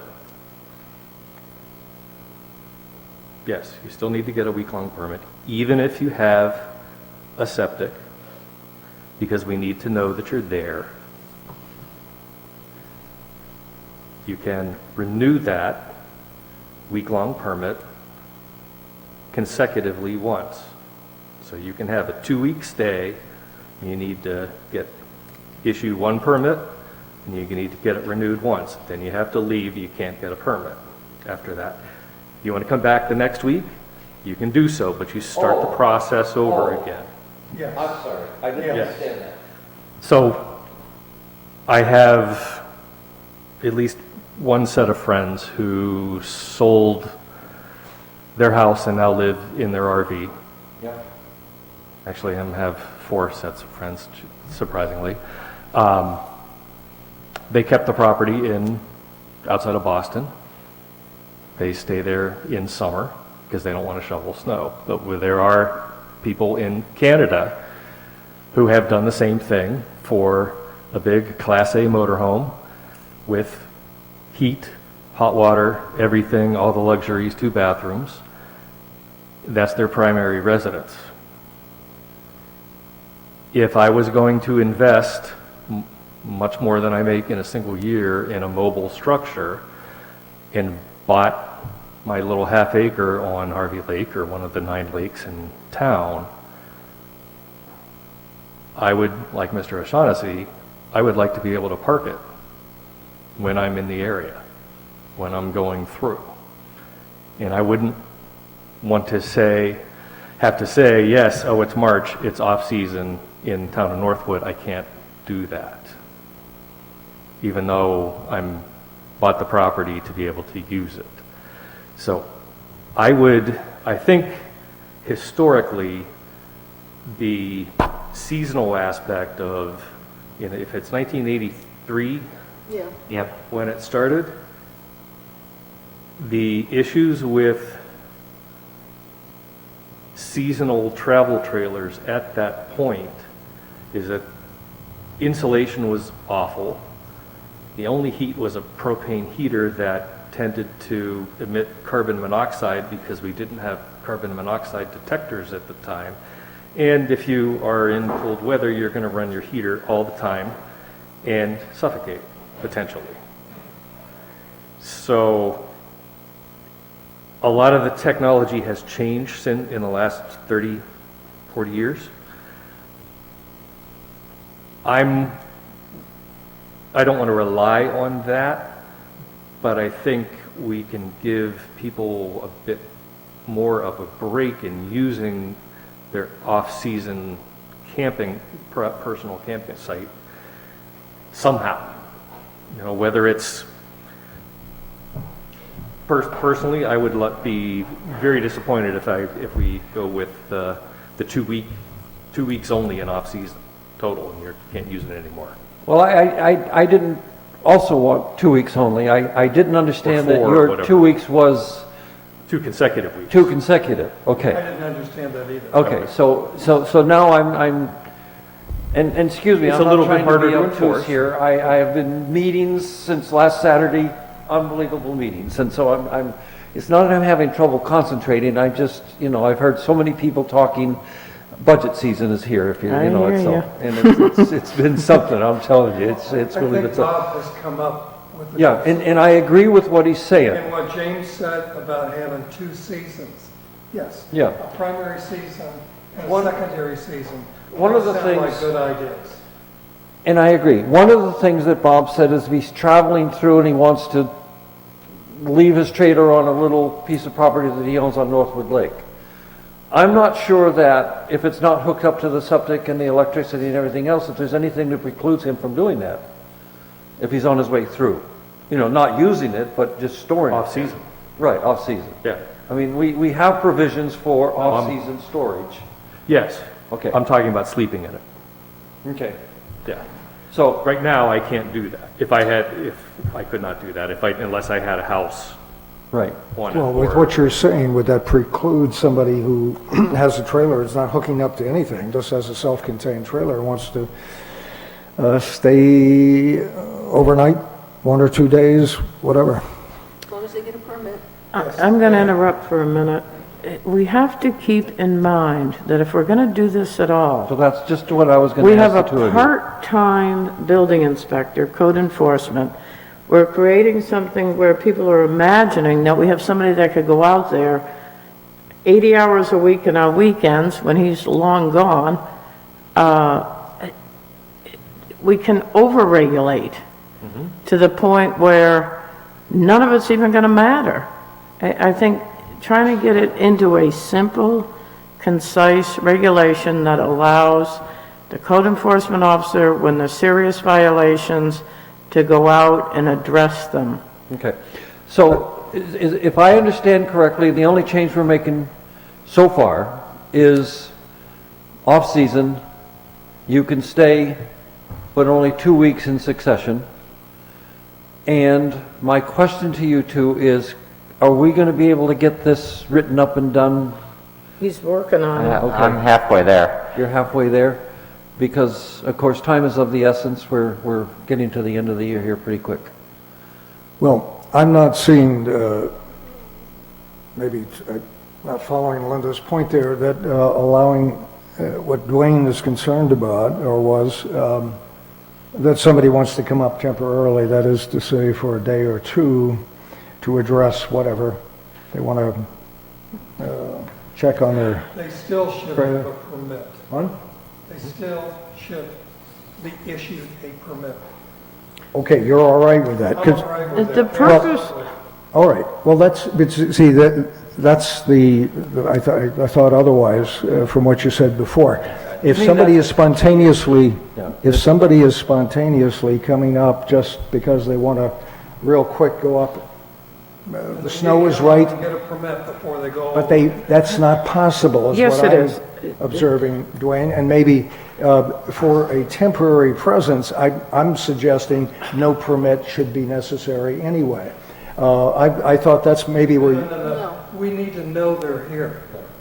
in other words, No, we the don't only need to know way that. that anybody could control the seasonal use as opposed to someone being there year-round would be to require these permits. Now, it's not to say that it can't be set up in such a way that if we're, I don't know if we're going to charge a fee or we're not, that's up to the Board of Selectmen.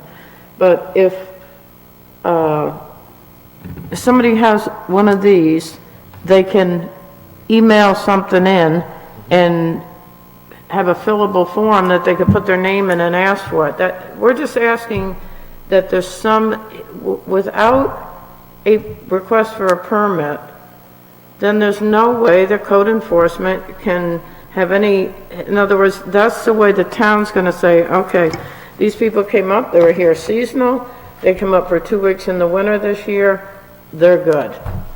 Well, And Linda, I'm then when fine. we get a complaint and somebody says, well, every other weekend, people are coming up here, they're partying, the stuff is, they're throwing garbage on my lot, the waste is going into the lake, and blah, blah, blah.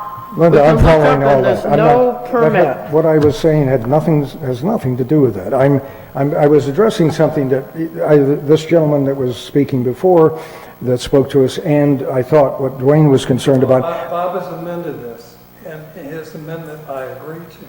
Yeah, but that's a 2-week situation, Dwayne. That's a longer term. I'm talking about They the, could come up here for a week.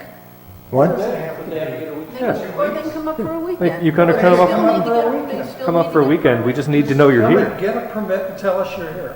And simply, how long are you gonna be here? You're not gonna be here longer than 2 weeks. Well, that part I'm not addressing. That's fine. We're cutting off the length of things because we're looking at the damage potentially done by people staying way over where they should. I'm just addressing, actually, right now, the minor thing where somebody is wanting to pop up for a weekend or something. The office is not going to be open on Friday, and it sure won't be open on Saturday morning, et cetera.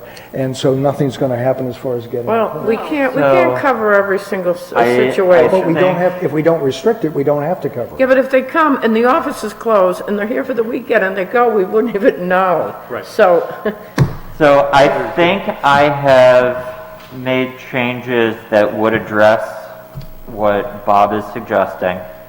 The changes that I have made have brought up one concern in my mind that I would like to bring up.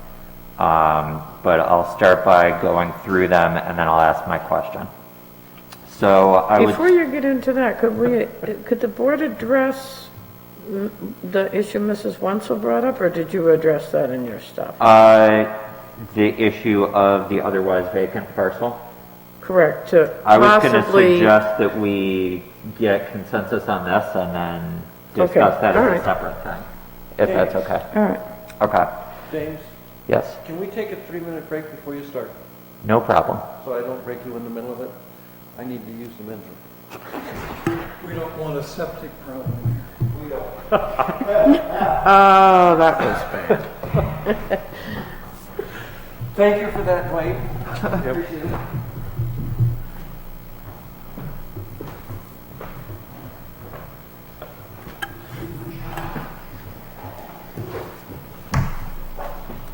Did you see the news? Jesse Smollett was found guilty. Could you just turn the mic switch off there, Susan? I'll do it. I knew where it was, I'd stand up, but I don't. Go ahead.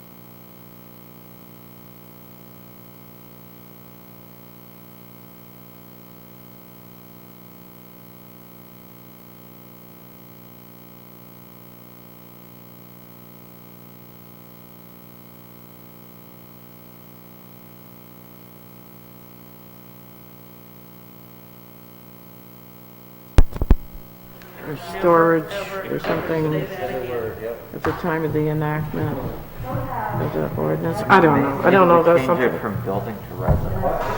Maybe we change it from building to residence.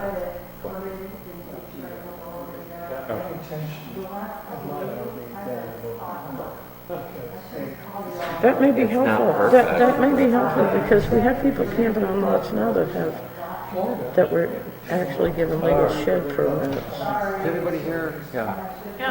All right, we're ready, James. Oh, we gotta turn the All right. mics back on, please. The light's on. Oh.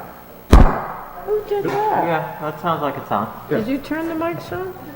Oh, I didn't see you get up. Thank you. All right. So, I've done some chicken scratch here, so I'm going to read through it.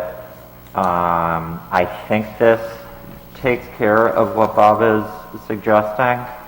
So on the first page, number 1, I am proposing that we strike for the period of April 15th to October 15th. So it will just read 1 private campsite per lot is allowed. And that's because I'm dealing with the in-season, out-season further down. Then it goes to, on the next page, the lowercase Roman numerals 1 and 2.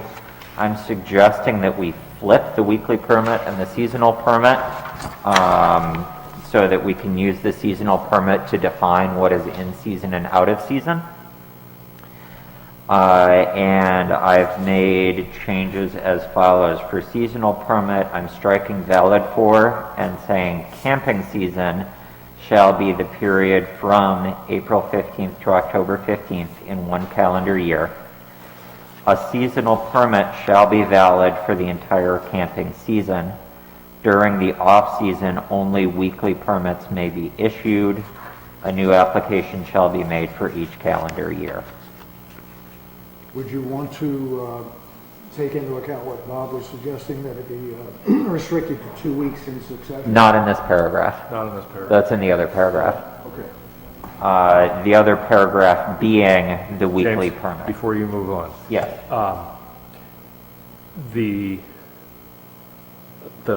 a new application shall be made for each calendar year. I would clarify that. For each camping season, Yes. which is defined as Camp, being within 1 calendar year. I like Right. that better. yes. For each camping season. That makes it very clear that you can get a seasonal camping permit or a weekly, not, Yeah. that you can renew a weekly for the year. So then, the weekly permit, I am suggesting as follows. Valid for up to 7 days with the date of expiration noted on the permit. Permits may be renewed for subsequent periods. Delete during the camping season.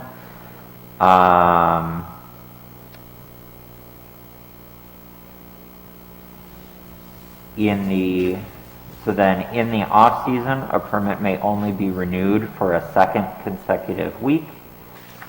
Wait. I'm getting myself all screwed up. Permits may be renewed for subsequent periods. Strike during the camping season, provided the applicant remains in compliance with all federal, state, local regulations and can continue to demonstrate adequate sewerage. So I'm just striking that little bit, otherwise it reads as usual. Then add, there shall be no limit to renewals in season. In the off season, a permit may only be renewed for a second consecutive week. Well, that suggests once for 2 weeks, so there could be no other No, weekly No. permit? That's not I mean, that's what you're... Somebody could apply for an additional weekly permit at a later date, as long as it was not a third consecutive week. I think you need to define that, because it kind of sounds like it's only Like for it- 1 2-week period. Or that you could keep renewing it. Well, no, it says it can only be renewed for one want it- consecutive week. So the concern that I had as well in writing that distinction was that we say that during the season, a weekly permit may be renewed as long as they continue to be in compliance with sewerage. So presumably the building inspector would ask, have you had your tank pumped?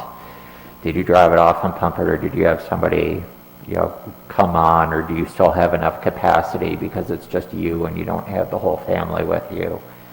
But we don't put a limit on the number of times that they renew.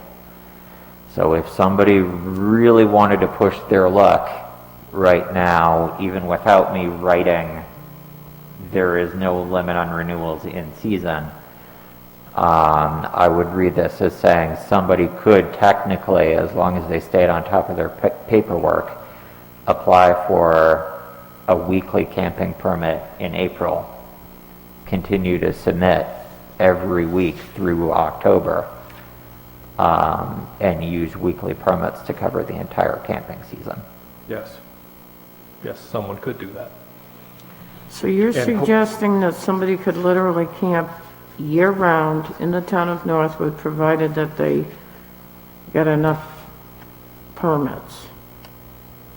I think that's... No, I think in the off-season, since we're trying to limit it to 2 consecutive weeks, there would still be a break in the off-season. This was not clear. But I think Yeah, that's not clear to that me I'm either. reading this right now, I would say that yes, if somebody stayed on top of their permits and did continue to satisfy the criteria for issuance of a camping permit, even with what we have written right now, I think somebody could stay on the property for the entire camping season with weekly permits. For the Oh, entire I get camping that, season, but I'm yes. talking about the off-season. We're talking What off-season. about something like no more than 6 consecutive, well, you gotta have a way to say it so there's a break. Like you could have 2 weeks, you could have 2 weeks, or no That's- more than 12 weeks in the off-season. So so it's really clear So that saying this in the period. off-season, a permit may only be renewed for a second consecutive week. That doesn't say to you, you can't get a third week out of it? Well, if they That's how I interpret resubmitted it, then they could Yeah, get they 2 weeks, resubmit it. then another 2 week. That's how I another see 2 it, weeks. yeah. So you gotta find the words to make it to where 2 week, and then there's gotta be a week. So somebody can't just come up and perpetually stay the whole off-season. You gotta find the right words to say that it can't be So instead concurrent. of- What about- They can't So- concurrently. No and more that's than the So word. 12 maybe you're weeks not- of camping during the, Maybe just a there's maximum no number of such thing weeks. as renewing the permit. You have, Just- no, you're just getting new You say permits. there can't be concurrent 2-week permits. They can't take 2 weeks and concurrently add another 2 weeks, and then add another 2 weeks. You gotta find the right word to say you can't have it perpetually. Permits may not be issued for more than 2 consecutive weeks. There you go. I guess I failed Yeah. to see the difference between the end result, between asking for a permit and renewing for a permit, and Functionally, there's no difference. Yeah. It's the confusion of the language. right, okay. So if we drop the renewal thing, we're just talking about you're being issued a permit. Yeah, that works. I mean, And that covers the intent, is that you're there for a short period of time and then you pull out, or leave, or whatever. Presumably to get your septic pumped.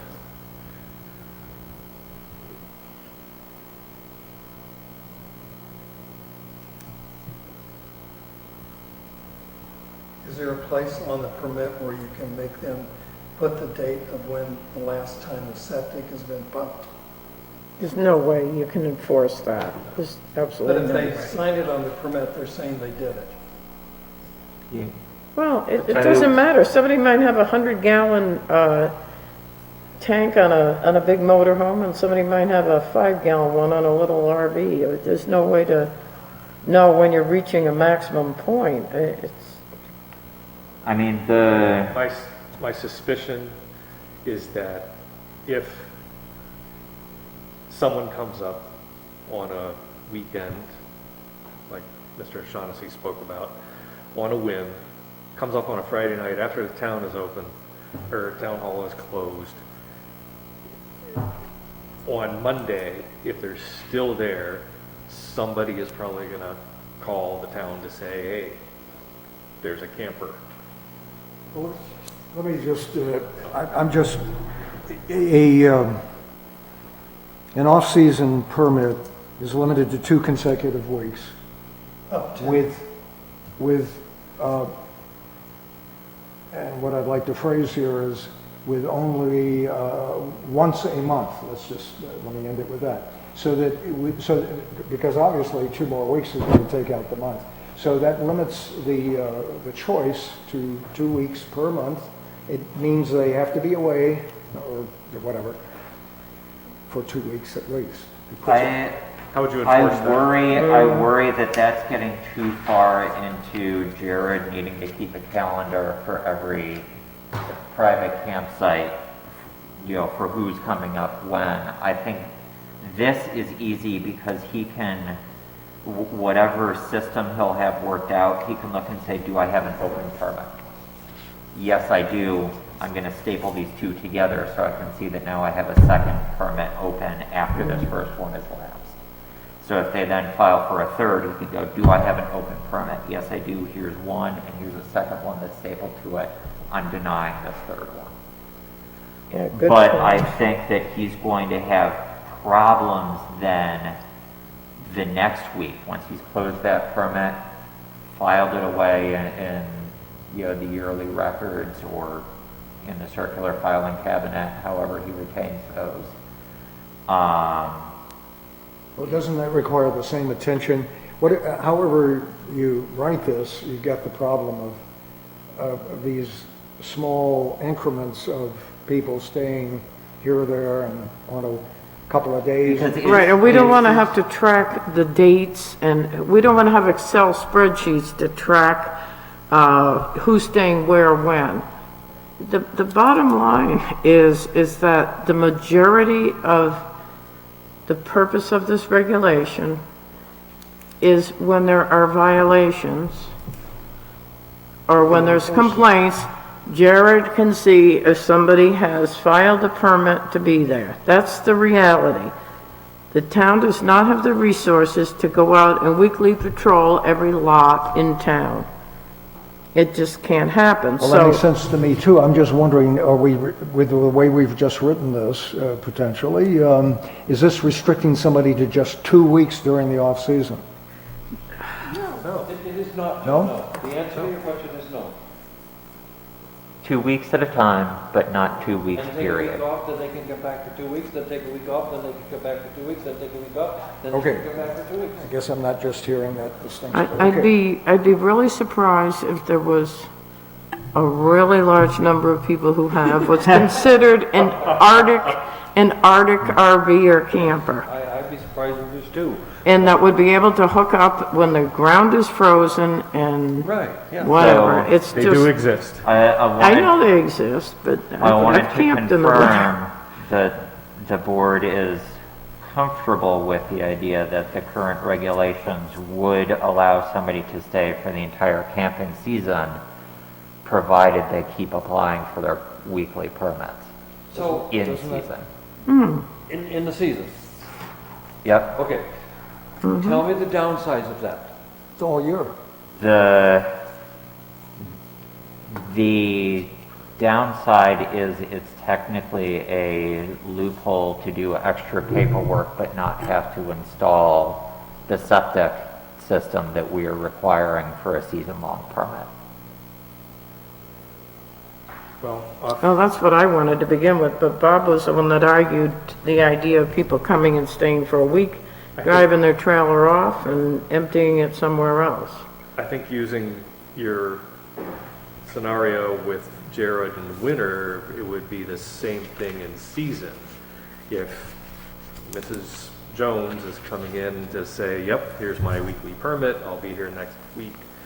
Okay, here's week 2, here's week 3. Jared's gonna staple the 3 together. Hey, Mrs. Jones, how much capacity do you have left in your tank? Can you give me a receipt from the pumping truck? Can you show me that you're meeting the sewerage requirements?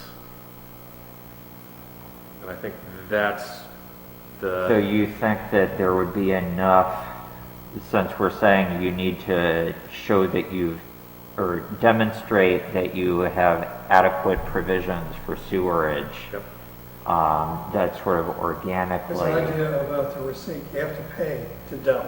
if he knows that there is, if Jared knows that there is no on-site septic, there is no on-site holding tank, And we're- then, and you're applying, where's, so after week organically, 3, somebody keeps coming in, he would be asking more and more questions, requiring more and more documentation, it's literally just the receipt or from, then saying, no, you have not demonstrated adequate sewerage because I asked you for receipts or documentation that you pumped it, documentation that somebody came on, you drove off, what have you.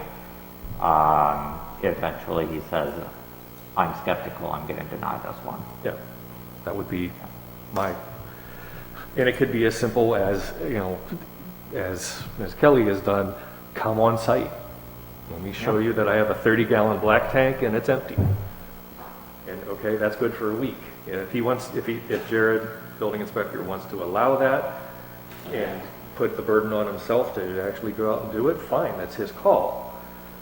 But I think as well, he has, after enough weekly renewals, the ability to say, I need proof that you're handling the septic or your sewage.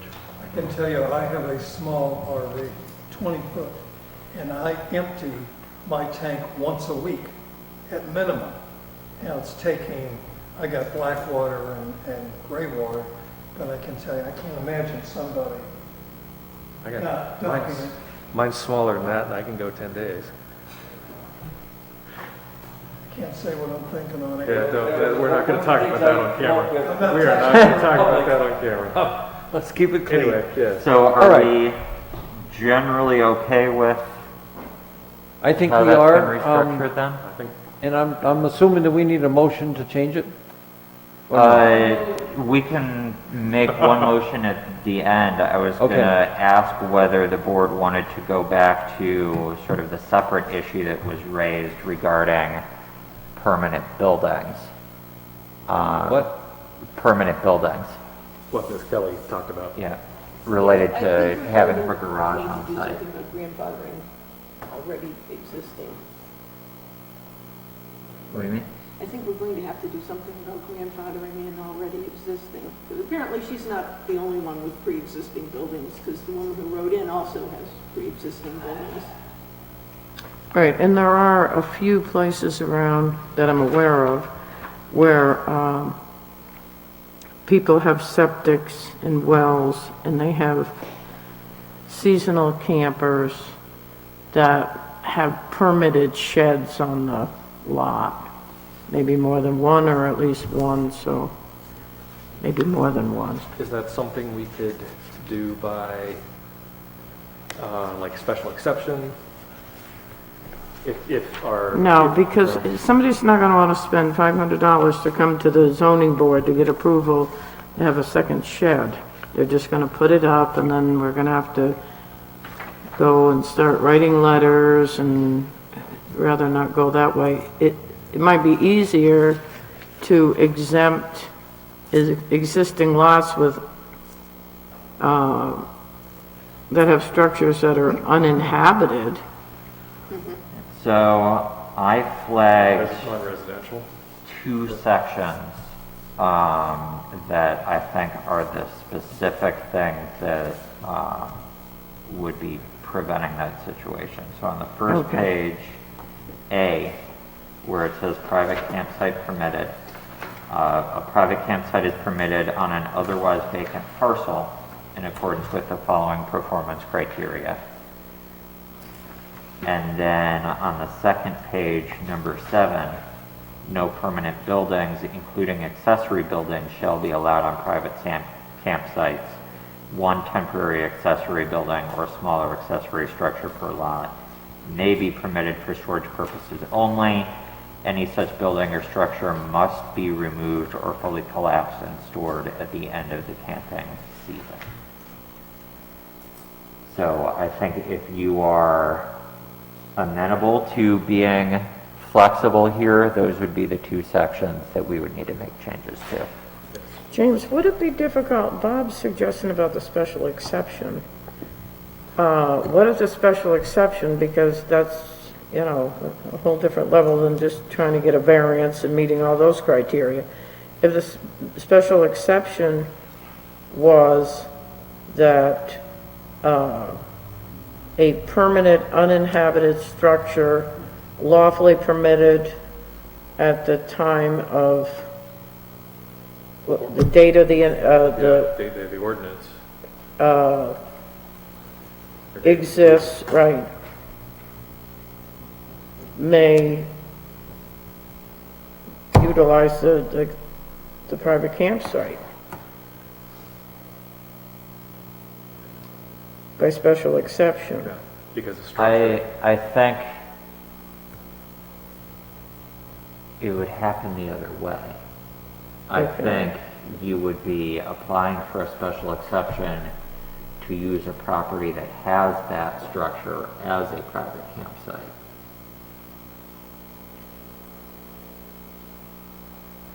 There's, Right, yeah, you would. I mean, that's a perfect example that she has, so how would that work in that case? I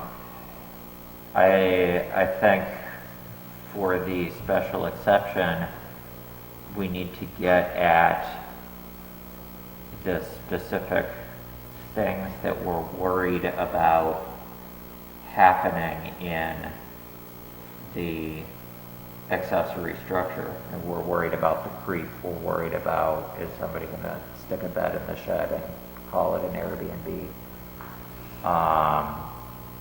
Oh, that's true.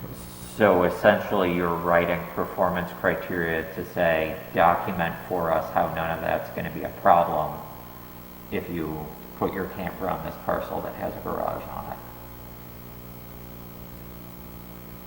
To avoid what Tim is saying, what we've seen before about the creep. Yeah. And that's in no way insinuating anybody is doing that, but. Yeah, and that way, at least there would be something on the record in the proceedings of the ZBA that, you know, if you were getting back to an enforcement situation, somebody has said, yes, I have a garage, but it's to keep the bears away from my bird seed for my bird feeder, and to put my car in, and that's it. And then when we see the bed, I used the term special exception there. Isn't there another, there's one that falls before the planning board, and there's one that is almost. conditional use permit. Thank you. That is a better term. That's what I was looking for. Yeah, and then it would be through the code enforcement who could issue it without, no? I don't think I've ever seen a conditional use permit that was issued by staff, Who would issue the conditional use permit? the planning board.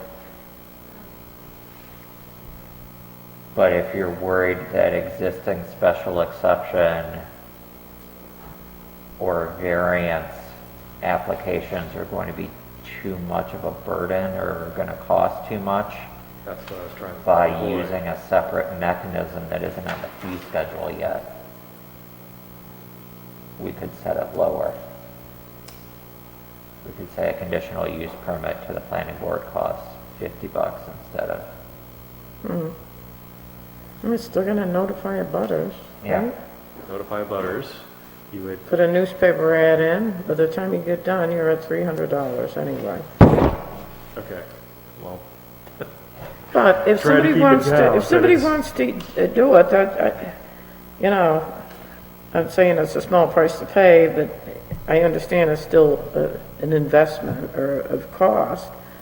But if somebody's put in a $30,000 garage and a $30,000 septic, I don't think $300 is going to stand in the way for them to be able to Well- use their property. the idea was to keep the process within planning board as opposed to having to go out Sure. for another public hearing. Sure. I don't, personally, as a board member, I don't want to hear Mrs. Kelly's complaint unless it has to deal with zoning regulations. That to me is building inspector. The building inspector should be able to say, yes, according to our regulations, she has a septic, she has an existing garage.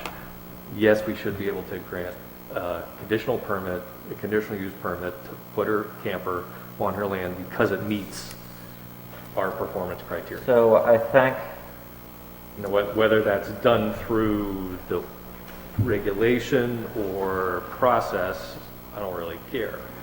You're speaking from within the dates, though? Yes. Okay. Well,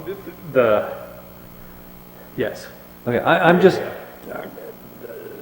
I'm not wanting to pick on anybody. I'm just saying that there are some people who, they have an end game, and the end game is a permanent residence on this little tiny piece of land. Exactly. And I want to put a roadblock Yep. in there. Again, that's, okay, Completely agree. all right. Yeah, it's not a matter of saying, yes, I'm gonna park. That's part of the reason I brought up the other discussions, is like, I don't want to park my RV, take the wheels off, put it up on blocks, cover it with winter, and, next season, that plywood is now the vestibule to my camper, and I can live in it year round, because it's, yeah. so regardless of those two sections that are prohibiting other structures, number 4, we have the occupancy of a private campsite for year-round habitation as a residence or dwelling shall be prohibited. We could get to that end by lowering the hurdle a little bit for getting another permit, but you're still jumping over, something, to have to apply for another permit, to have the public hearing. The other way would be, probably to strike the reference in A, and under number 7, instead of no permanent buildings, including accessory buildings, shall be allowed on private campsites, rewrite that to say something like, no Habitable? habitable buildings, no habitable residential space, no primary buildings or no buildings containing a separate primary use are permitted, but accessory structures are.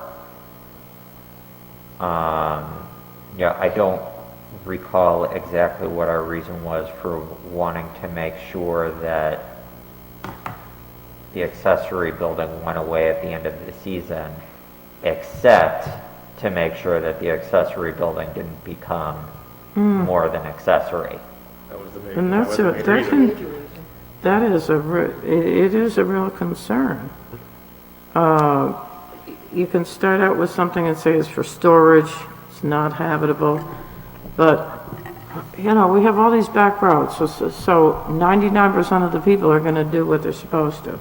And then you get people that would, all of a sudden, they stay in it longer, and then we don't know that they're even there. And 5 years later, they've registered their vehicles, their kids are going to school, and what are you gonna do then? It's a So if struggle of balance. that's why as difficult it would be for Mrs. Wenzel to have to go to the zoning board to get a variance on her property. She could show the particular situation that she has with a garage that was approved by that same zoning board, that's fully permitted and allowed to be used as a garage, and add, and really again, we're getting to the purpose of this regulation is septic. And that's already there.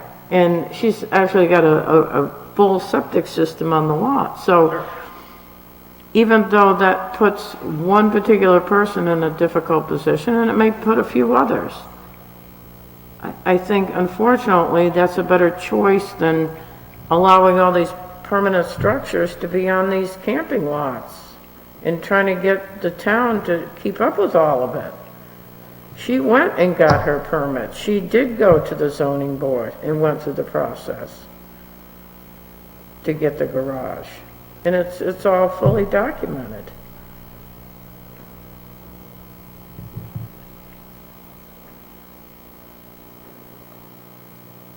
I think we're safer where we are, even though it's going to be problematic. And once... And the other alternative that is available without us writing anything in to code, the pre-existing non-conforming section of the zoning ordinance is completely separate from this. And if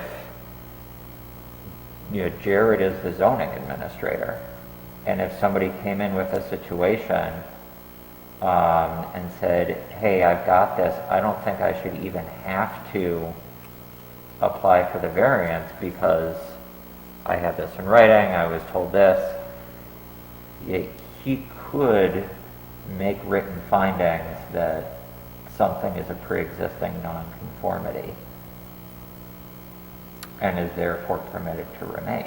He can if he has evidence. I'm not sure, and I don't want to talk about, because that would be up to him. No, but I think in there may or may that not be particular, records of she did permits, not, there may or may right, she not did be not sufficient ask for it. evidence, but it's certainly an avenue that somebody could pursue. I think the lady who wrote that letter would be a perfect example. Yes.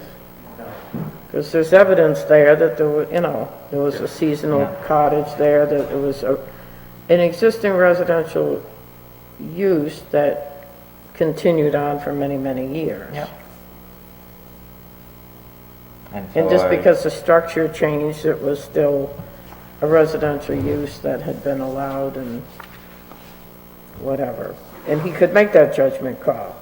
So there's going to be a few people that might fall between the cracks and not be able to prove that, but I don't know. I think going the other direction is going to cause a lot more grief. In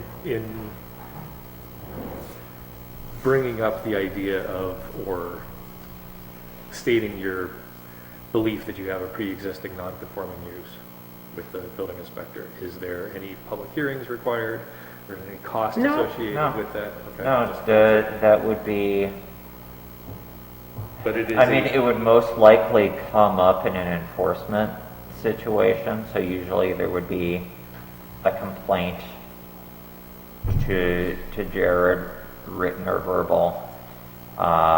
He would probably have written up an initial memo like he did in that situation of, this is what the complaint is, these are my findings, this is what I could see from the street.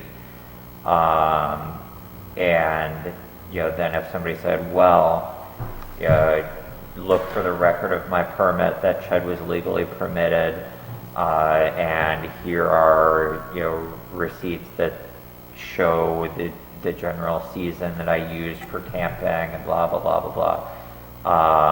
Essentially he would be making an administrative decision as a staff member saying, I see compelling evidence that you have a pre-existing nonconformity. And if he put it in writing, it would go into a property file and... I think I have a solution, but I'm not going to say it on the record here, but I think I have a solution that would address that situation.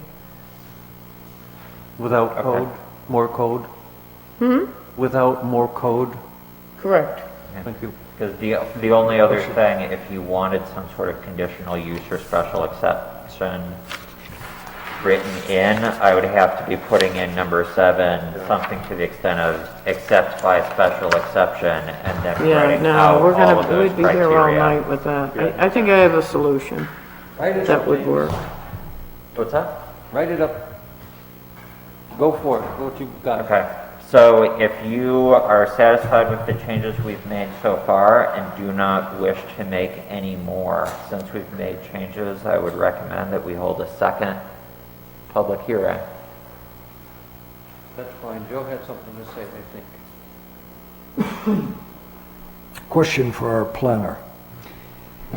So, let's say this is approved by the town as written. How does this retrospectively apply to any number of, partially in process dwelling, part-time dwelling situations that have developed or are developing? How does this apply? So the cutoff, the way the state regulation reads is that the building inspector cannot issue a permit that would not comply with a zoning ordinance change that has been posted for public hearing. And whatever the day count is back to mid-November. So essentially, people already have to comply with this regulation pending town meeting. If it's voted down at town meeting, then Jared can issue all of the back permits. What was the last? If we find out in March that this failed town meeting, then Jared could issue any permits that don't comply with this. But per state regulation, since we posted this for a public hearing, he needs to hold permits that don't comply with this until after town meeting. I'm just wondering, is there any What I any said a minute essence? ago. Is there any essence of a grandfathering, a pre-existing situation where it's not legal by any ordinance that we have now, but nevertheless has been ongoing? That's why we're having this problem. in part. So the pre-existing non-conforming uses, structures, parcels, if it complies with our regulations today, it should theoretically be able to continue as it exists with a few caveats. The first being that if the change is explicitly tied to public health and safety, you have to comply with it. So if somebody's going to get poisoned, if we're writing something to prevent you from Sure, pollution. building from- collapsible walls, whatever, I don't know. How about lot size? The other caveat is that for pre-existing nonconformities, the onus is on the property owner to be able to document the nonconformity. So we're not going to, run through a checklist of town properties and say, yep, according to this zoning change, all of these have pre-existing non-conforming rights. A private property owner would need to say, I don't comply with that change that just passed at town meeting. What paperwork do I have to show that I was here first, that I was doing this before that passed? How about lot size, just as a key Yeah, example? so lot size is an example of that. If we created a parcel that was 2 acres, and then in 2023 we changed the minimum lot size to 5 acres, we can't magically make that parcel bigger. So that parcel is allowed to remain. Our nonconformities section lays out the specific rights that pre-existing non-conforming lots retain. But the property owner would need to be able to document my lot was created before that date. Well, In what the I have case in of a parcel, it's easy. You have your subdivision approval. What I have in mind there is, we have lots, as we well know, especially around the lakes or what have you, but anywhere for that matter, 0.3 acres. And they've been campsites in the original incarnation way back, and they've morphed into building lots just by a process of slow additions of, as Robert was saying before, we just got, they add a little piece here, a little piece there, and they've grown. So anyway, we've got these, and they've never been in compliance with our lot size ordinance, at least since it was passed. And so, but they've been morphing ever since, and I'm just wondering, how do they make any argument, even if this passes or not, is your example, but how do they have any standing anyway to make an argument that they're in any position to go ahead and move forward as far as getting exceptions or So first of all, if you get a variance, that's a way around anything that's in zoning. So if you can demonstrate a hardship to the ZBA, it doesn't matter if your parcel is 5 square feet. If they give you the variance to build a 5 square foot house on it,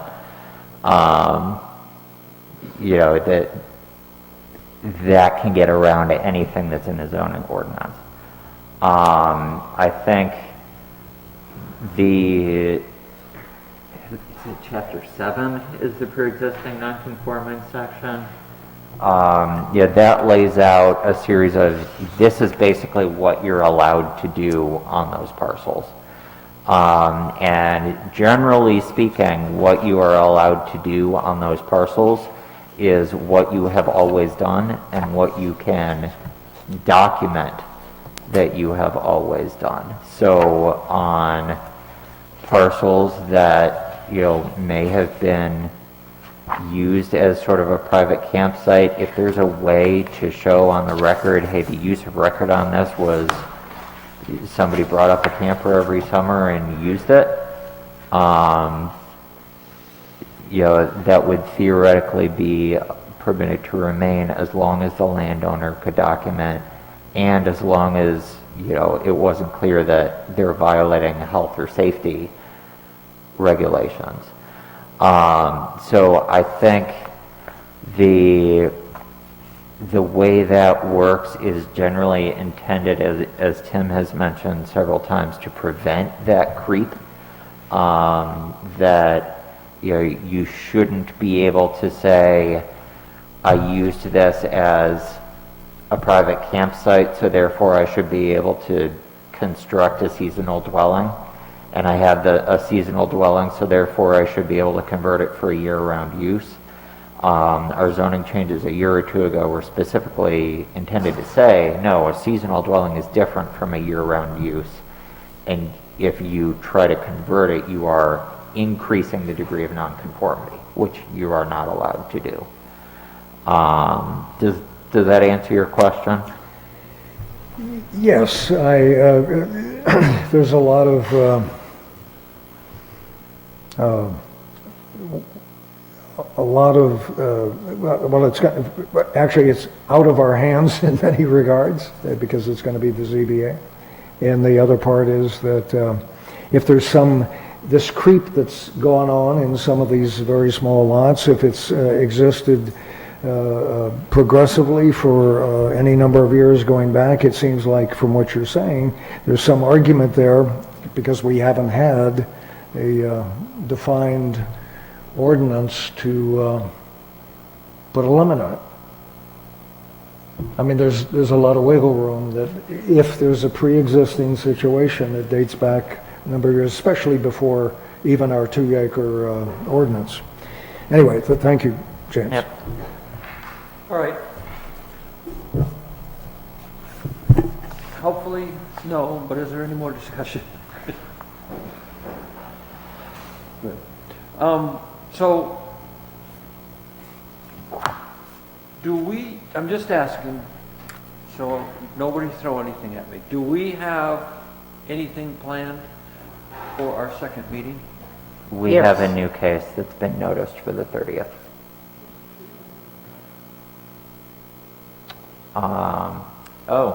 Carter's on the talking the end agenda of the for month? tonight and has requested to continue to the Right. 30th. Yes. So we have to address that tonight. Yes. Vacation. I completely forgot about that until I looked What's over the and saw date the you agenda. want? So are you, So we will have a meeting on the 30th because we had to notice a new case for the 30th. shoot. Okay. Bang. So are you suggesting that we have another public hearing on the 30th? Frequently, we would schedule a second one for the first meeting in January.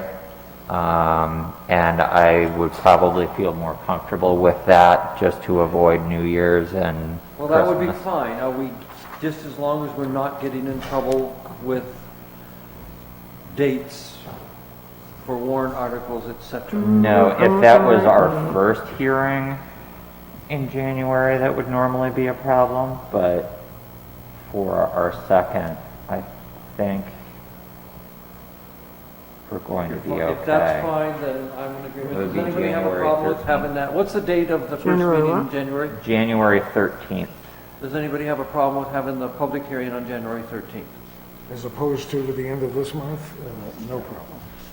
And so we do have a meeting on the 30th. That is Thursday. Okay.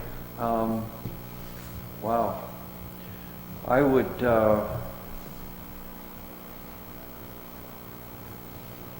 Oh, we have a problem with that date, though. The 13th? Yes. Oh, Because, not on here, but that's one of the budget committee's public hearings, correct, Susan? I think it's like the 13th. Yeah, I just got a text. Huh? I mean, we can schedule the public hearing for whenever we want. It doesn't necessarily have to be at a regularly scheduled planning board meeting. Well, we're gonna have That's to, all fine and good, but the fact of the matter is a lot of dates are, yeah, we can't meet that now, we gotta find another night. Anyway, Oh, the 13th is just like totally out because of the budget. yes. so what about the Thursday before that? The 6th? What kind of problems is on that date?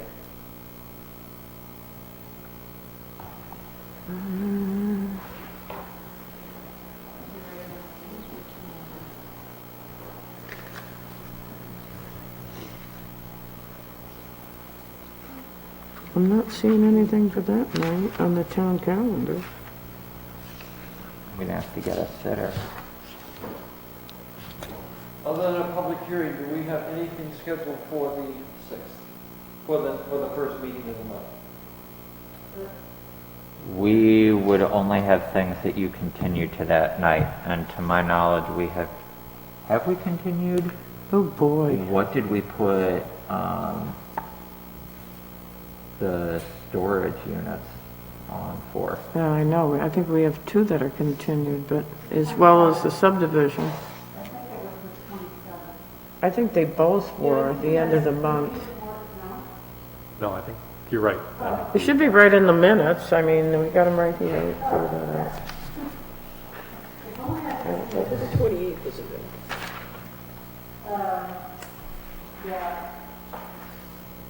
Is that the December meeting? I mean, the end of November.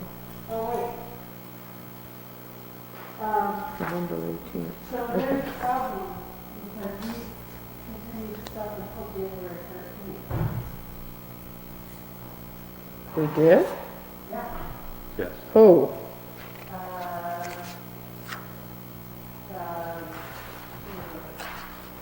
Patriot Holdings. Oh, Patriots Holdings? Yes.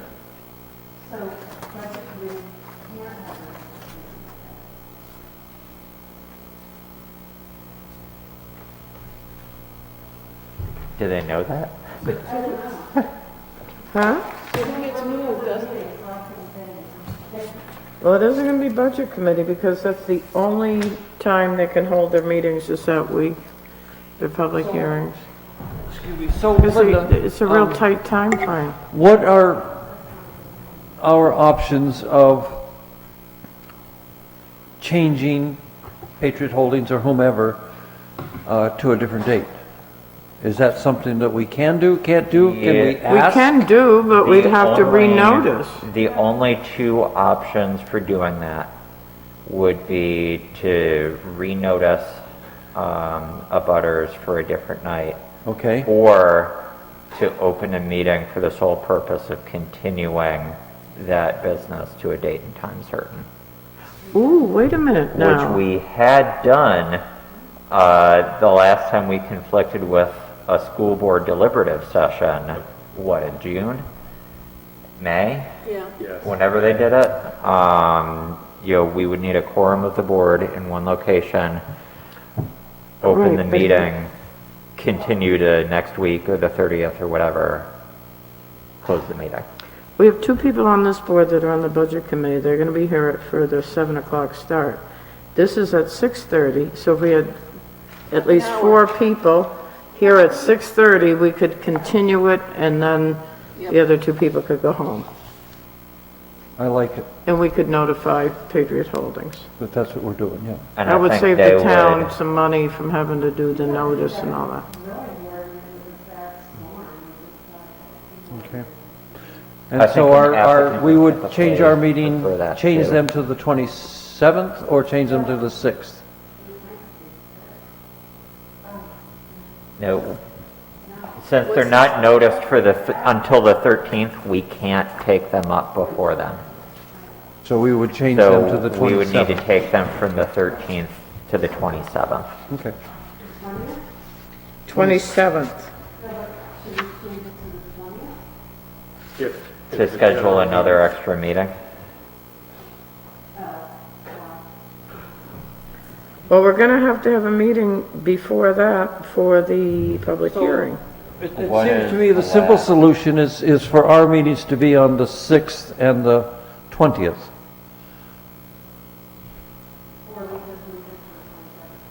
Oh, we still gotta meet on the 27th because we continued cases to that night as well.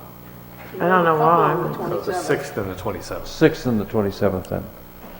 But then what do you do about, The public hearing? um,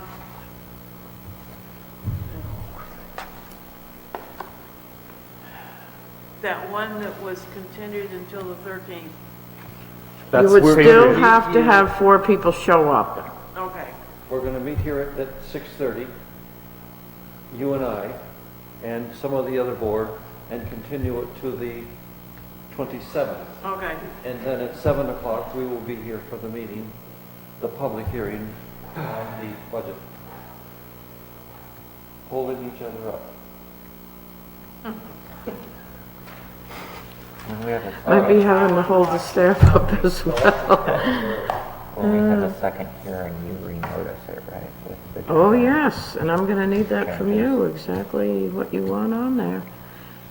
Okay, The everybody on great- board with what we're talking about, our meeting on the 6th, excuse me for yawning, and we will have to have Betty and I and 2 more people on the 13th, and we will continue the pending cases to the 27th, and we will email and let the people involved know that that's what we're doing. Yep. What was the 6th Yep. again? The 6th will be The public- second public hearing on zoning amendments. Anybody have a problem with that? What are we doing about the end of the month here? We would have a meeting on the 6th and the 27th. Okay, And but we're having a meeting, yes, on the 30th, absolutely, Of December. of December. and that's just this one item It's a new Is there one new case. case or two? we cannot put to There's, The 30th is a new case. We the have to, there's, 6th. Two new cases. Thank you. Wow. I know, I keep thinking there's two. There's, well, there's there's, two on the 30th? Two new cases? That's Okay. what Susan how, said. how is there two new cases? Harding, Yeah, And it's not reasonable to In put who? them to Lake January. Lake Shore Farm. oh, that's right, too. Okay, The so, January 6th is meant to be a very short, move things to the which one? January 6th. That's no, January 6th No, is a January public hearing. 13th is a very short one. January 13th. Do we we're just continue gonna- Pelletier to the 30th? I don't believe so. No? No.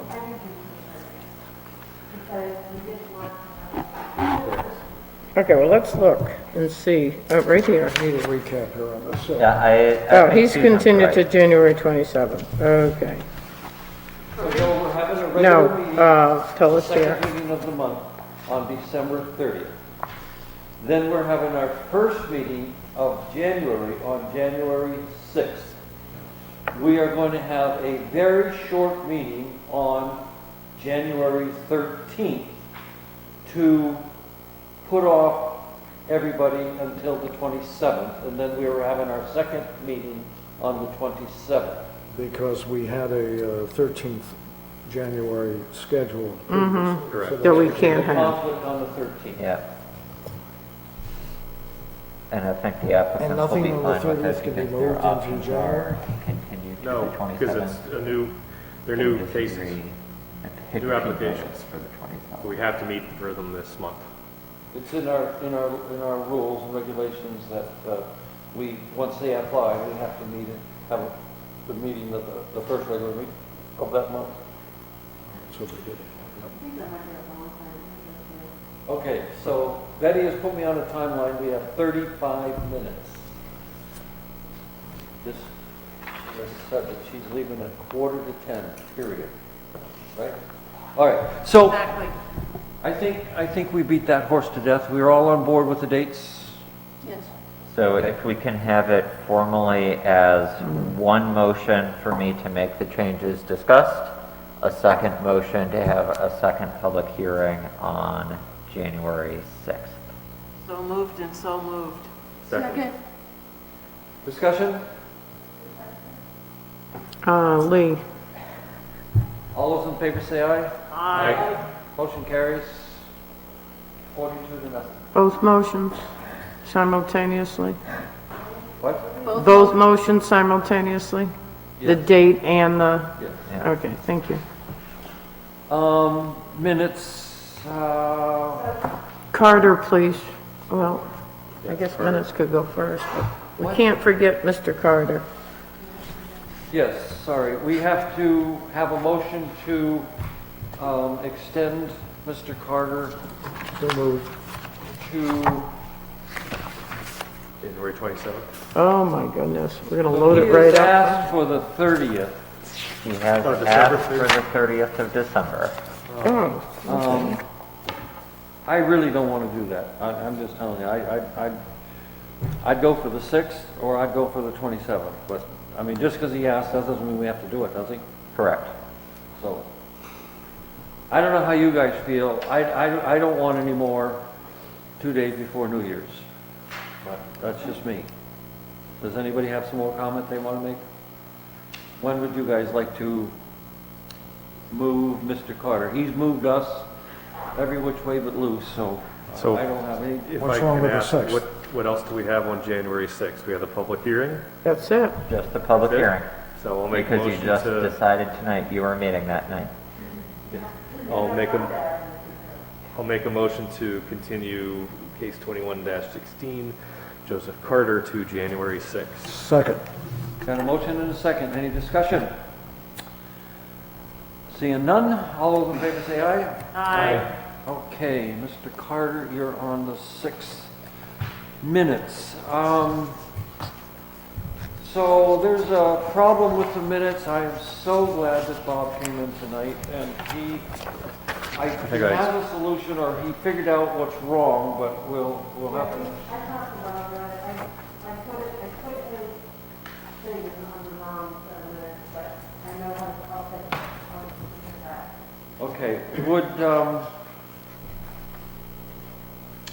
I'm wondering if we should forego the minutes till our next meeting, till they're corrected? Are any of them That's fine. achievable at this point, or there's 3 sets? Okay, The which one? the 4th? Motion have to that approve the minutes of November 4th. Have a second? Second? Any discussion?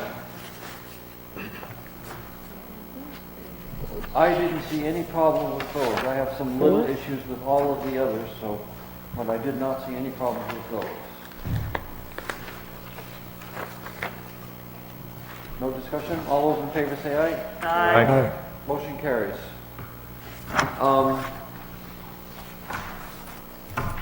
Susan, if you don't mind, I'm going to give my copies. If you go through them, you're going to see I've made some little changes. While you're making changes, you might want to make those, and if you don't, we can deal with them.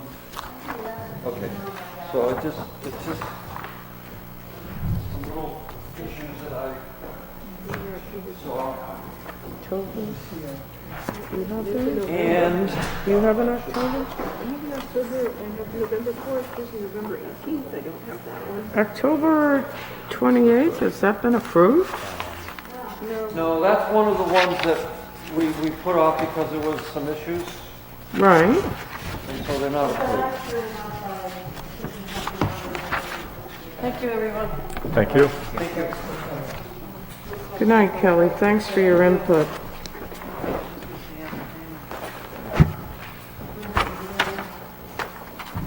I don't think Linda heard you, no. She said she screwed him up, blah, blah, blah, blah, blah, blah, blah, blah, blah, and it's gonna fix it.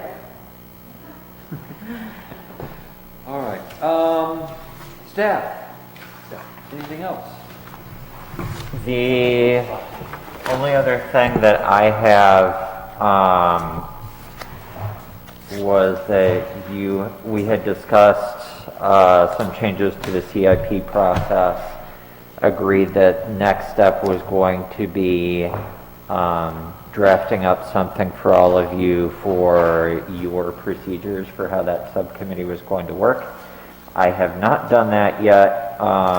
In talking through the rules and procedures, we realized that there was a change we were proposing last year regarding TRC, and I think we're unsure of the final status of that, whether we started reading it into the record and then forgot about it, or whether we actually adopted that. So we're doing some reading to be sure whether that change made it or not. And once we figure out the status of that, we will know what document to start writing these changes to fit into. Okay, and that's fine. I mean, I don't think we're under really any big pressure to get that straightened out. I did see something along the line that somebody approved the concept. Yes, legal, well, not our legal counsel. I Oh, reached it's, out to municipal. NHMA, yep, Okay, to confirm with them that we could do the committee with that structure as a subcommittee of the planning board. So they would do most of the work and then bring it to all of you to approve the work once it's done. yeah. I just wanted to bring that up. I don't know if the board had seen the email. I don't remember which one it was in, but, so. Yep. So far, we're moving along with the plan to change the system of our CIP so that Bob can straighten it all out.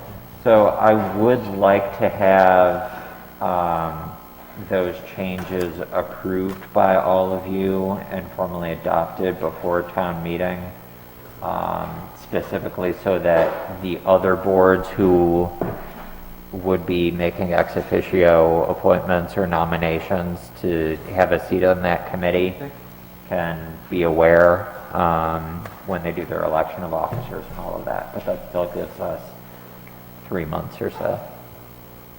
Fair enough. If I could Anybody have ask, anything else? Susan, are these new plans that came? That's, they just put that in and that's updated whatever. So yes, that's for everything. Oh, are we talking about the, Storage. That's the picture. so, we're doing minutes on that? The sidewalk? Yes, Yes. okay.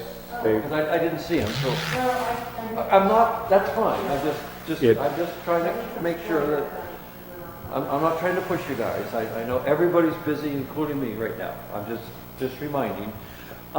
Something came up, I'm not sure that all of you are aware that it came up, and that is, in the regulations, there is a thing about, I'm going to cut you off real quick because first of all, it's not on tonight's agenda, but they've addressed it. And they sent a letter in which can be read at the next when we meeting. talk, good. But I can forward that to you so you're aware of what I it would is. like that. Good. And anything else? Folks need to make sure that if they want a copy of the updated info here, they can grab a plan. I don't know what's Are these changed the or, same, the big ones and the little ones? they're The the, new material for the two new cases are new. Okay. the what? For the two Materials new for the two new cases. cases. Two cases are in full. But these, they want to take one of these? Yes, that's new material for the. See An us older on your way case, out, no. we'll get you paper. But this is, just came in, that, yeah. Are these the same, the big ones and the little ones? Yes. Okay. Big or little. You want a little or a big? They don't always give me a good amount of little ones, so. I'd love to entertain a motion to adjourn. So moved. Second. Discussion? All in favor, say aye. Aye. Aye. Motion carried. Thank you all. I'm going to keep one of these because I can photo